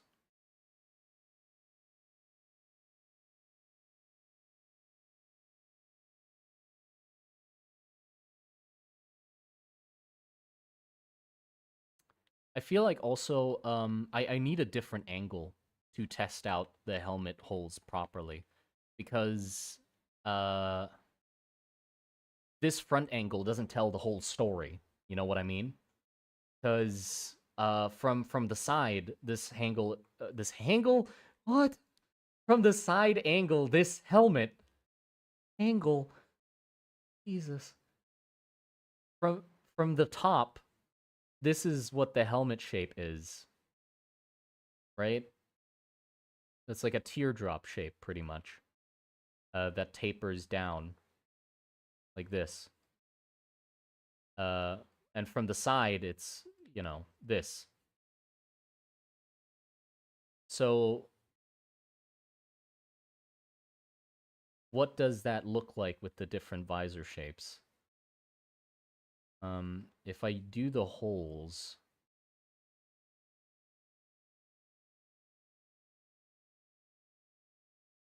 be like this.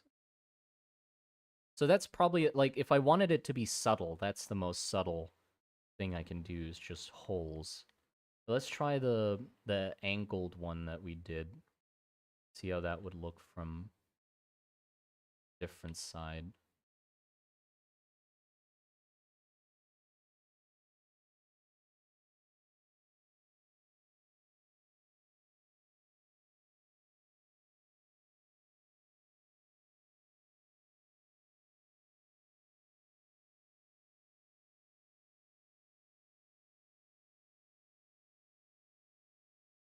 Eh, actually, yeah, I like it less now that I see it from the side. I don't think it'll be too hard to iterate on this, because even on the model, it's just carving away some holes into a flat neck. So I think we can. I feel like I can't decide on this until Shabby makes the model, and we tried with the actual 3D shape where we can properly look at it. So I'll probably have to wait on that, because yeah, I can't think of a. We can do it. We can make it more obvious and have it be like a proper like hole or cage. That might work too. Just try it out. If it was like just not trying to hide it.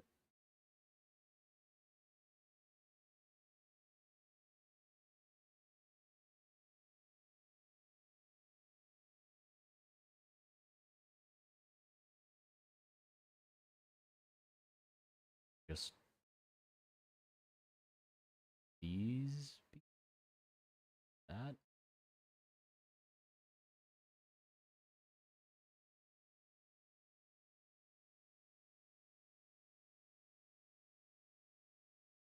Yeah, that's a little much.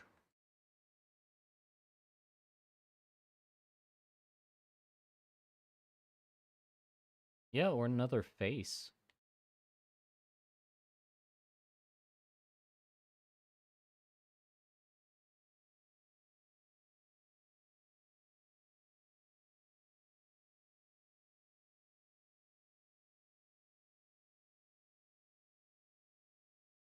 A little higher up.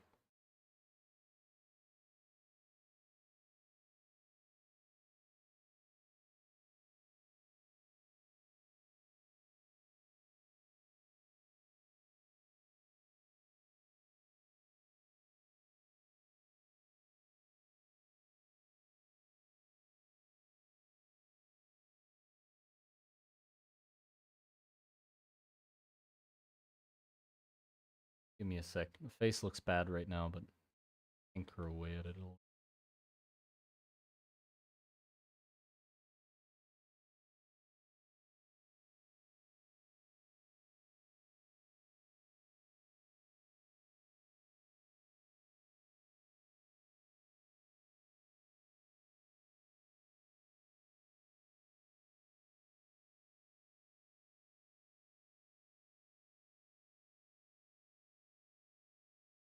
Some shit like that.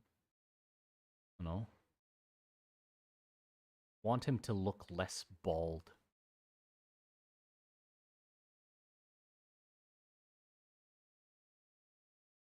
This with this shape, it does kind of look like a theater mask. Would be an interesting connection to make. Something like that. Smaug the extra. Yeah, that is a lot more Smaug like, isn't it?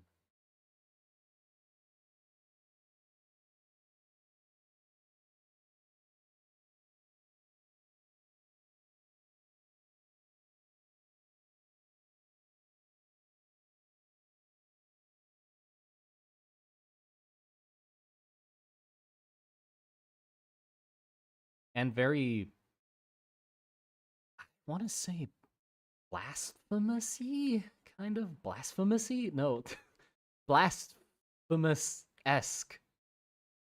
Blasphemousy. You know what I mean.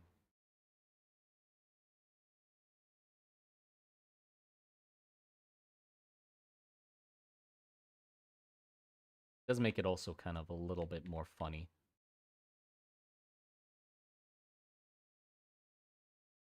I mean, it totally works. That's the thing. Like, don't get me wrong. I think it could totally work. I'm just sort of more thinking about if this is the feel I want to go for it. Because it sort of changes the whole feel of the armor, doesn't it? Yeah, it really does change the whole feel of it. Because this is, boar demon thing, boar, some sort of boar monster. But this is there's a guy in a boar costume, So it's cool, but it does change the story of the look of it. Because it's not trying to hide anything anymore. It's not like, ooh, that's his actual head. No, now it's like, okay, this is his head. That's a character he's playing, something like that. But it does look fucking cool compared to like that, which we tried to have, and that. I mean,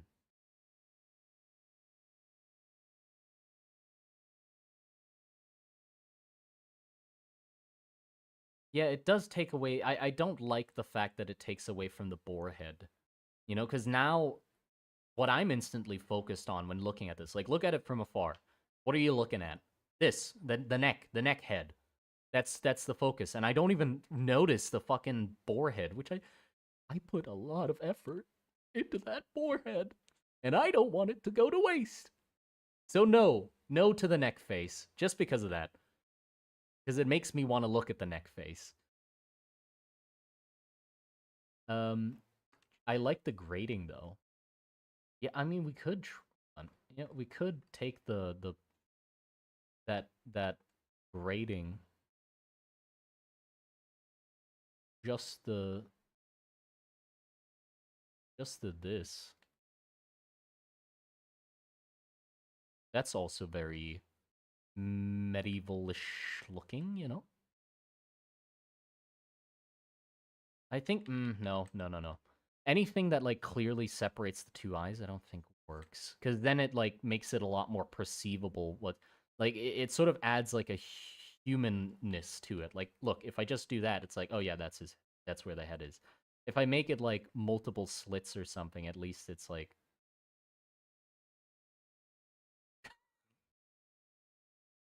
no, no. What if they're touching like all the way from the side though? Maybe we can have like side slits. Uh,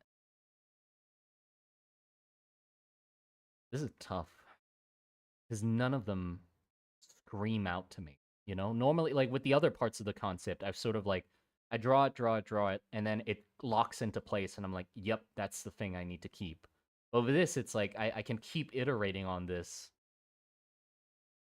and just keep coming up with new shapes, and none of them are like the yes, this is the one. But maybe that's also just because I haven't fiddled around with it long enough, and there is one that is just like, yep, that's the correct one, but I just haven't found it yet.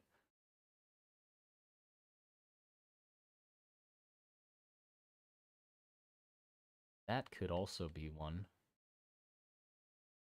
That looks to me this makes it look uh it does kind of bring it back to the futuristic problem where it does look a little too futuristic, but it also makes it look like an armored vehicle to a certain extent. Like that looks like a prison cell with the bars kind of, and that does make it look more fortified.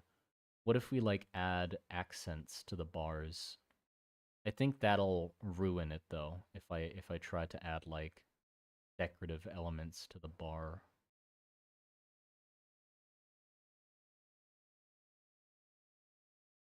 Yeah, I don't think. Well, that also works. That's so annoying. Everything kind of works, which doesn't make it easy. The human brain is really good at pattern recognition things, human faces, so it's specific kind of torch for design, something to not look like a face. Yeah, it's not that I'm. Yeah, Yeah, I am trying to sort of not make it look like a face, but I do. It's like I wanted to make it not obvious that that's where the head is, but also obvious that that's where the head is. Because, like, obviously, if that's his shoulders, this is not his fucking head. Like, not, no chance that's up there. So it does need to make sense that he can see out the damn thing to a certain degree. Like, it's still not the best visibility, but to a certain degree. But also not too much. You could use multiple on different models. Well, yeah, of course. I feel like on different war dancers there'd be different designs on the eye holes, but problem is we need to decide on this one. That's the issue. This one. Um cuz this is the one we're making. I wish I could use all of them or but that's not possible much.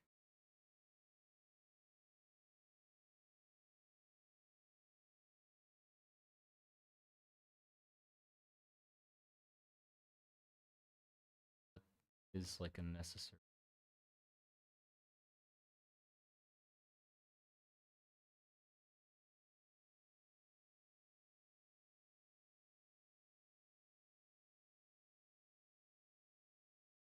Just tinker around with something else. Nah. That that's the best.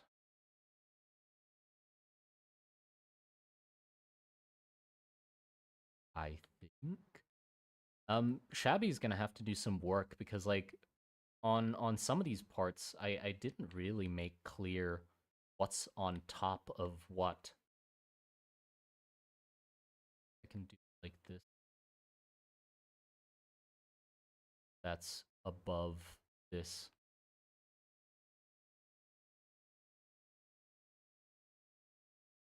Eh,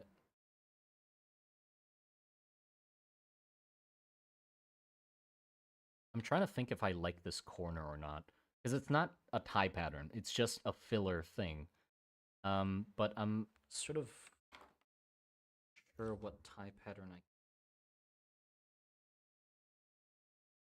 fill it out because I can't really put anything next to a flower. Hold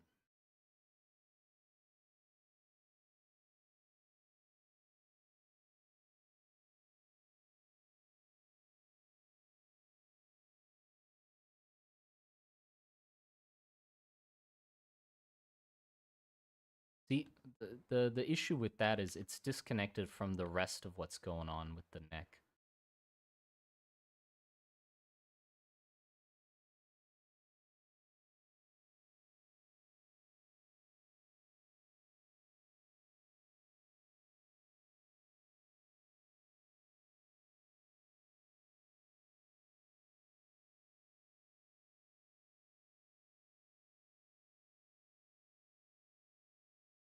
I mean, that does work.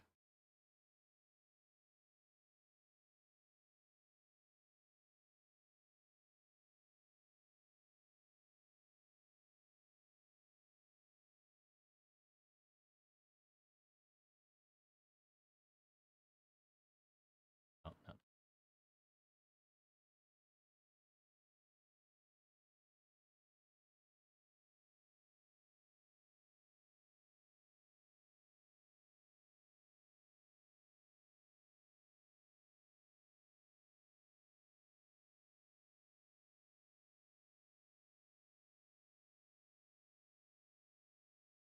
Uh, maybe move on.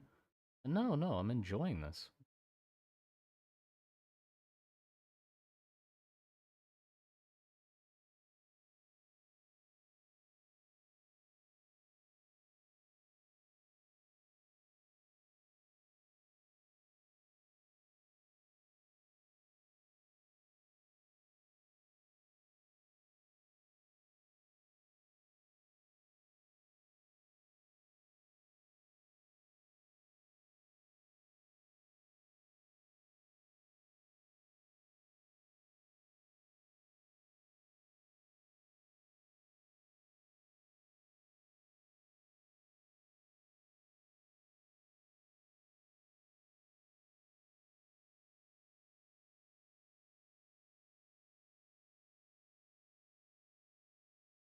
It's so annoying. It's really hard to decide on it because right after you draw something, it's sort of fresh in your mind. So, like, there's like a highlighter highlighting it in my head where it's like, that's what you just changed. So, even trying to zoom out to like not focus on it and see if it fits in with the rest doesn't work because I'm just staring at this part.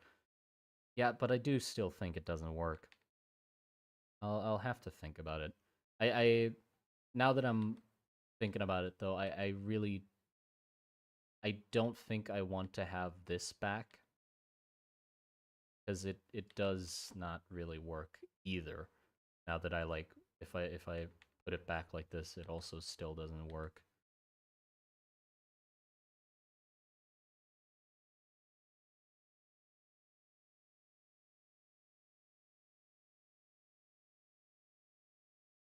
If I just copy this at the top, have it down.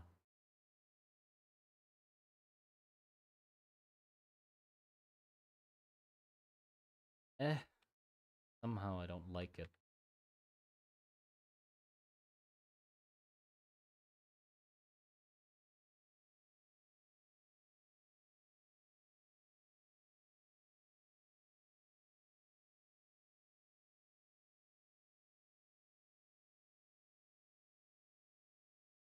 I think I'll have to let it sit.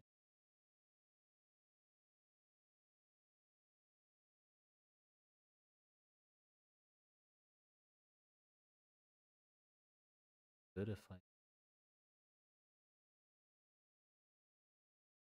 could be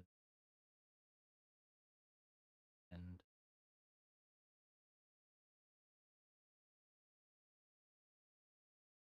me bend out.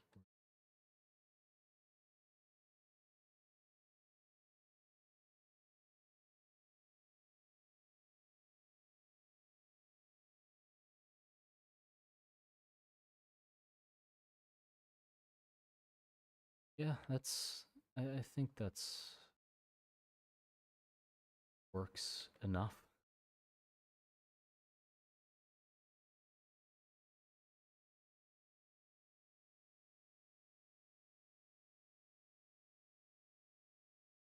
Really will need to see the side view of this.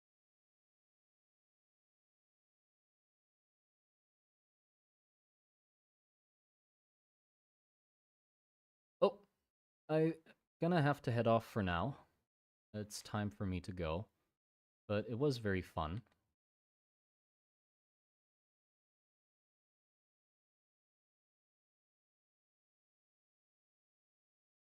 Yeah, I'll figure something out eventually for sure. Not an impossible task. Try design with just a fancy eye design, like they were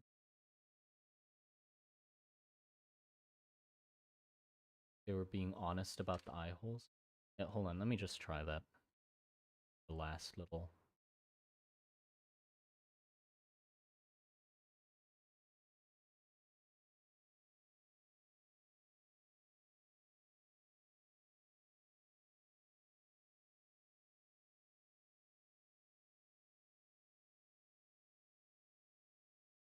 Too close to go.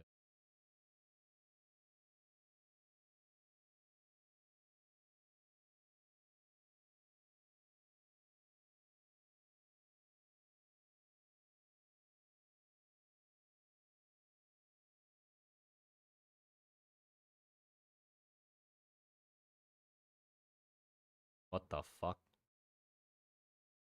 Those kinds of eyes, definitely not. I don't know why the hell I drew that shape. Don't think this shape. Try making them really.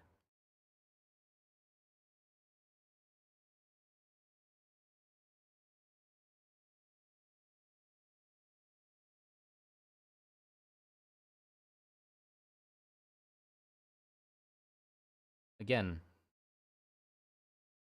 I don't think any sort of eyes would work.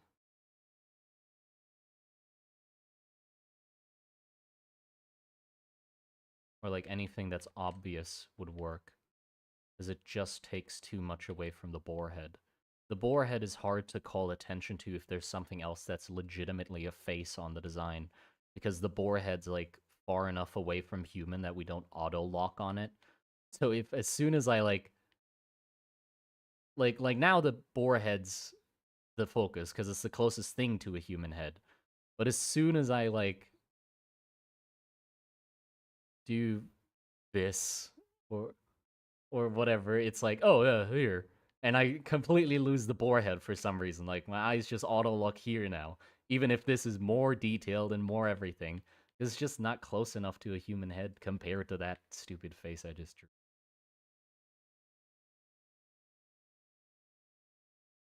So yeah, we'll leave it at that for now. I'll figure something out eventually. But yeah, I gotta head off. Thank you everybody for sticking around with me and dealing with me just erasing and redrawing a tiny bit of the drawing. But look, I enjoy that. Okay, you'll have to deal with that occasionally while I design a concept. But yeah,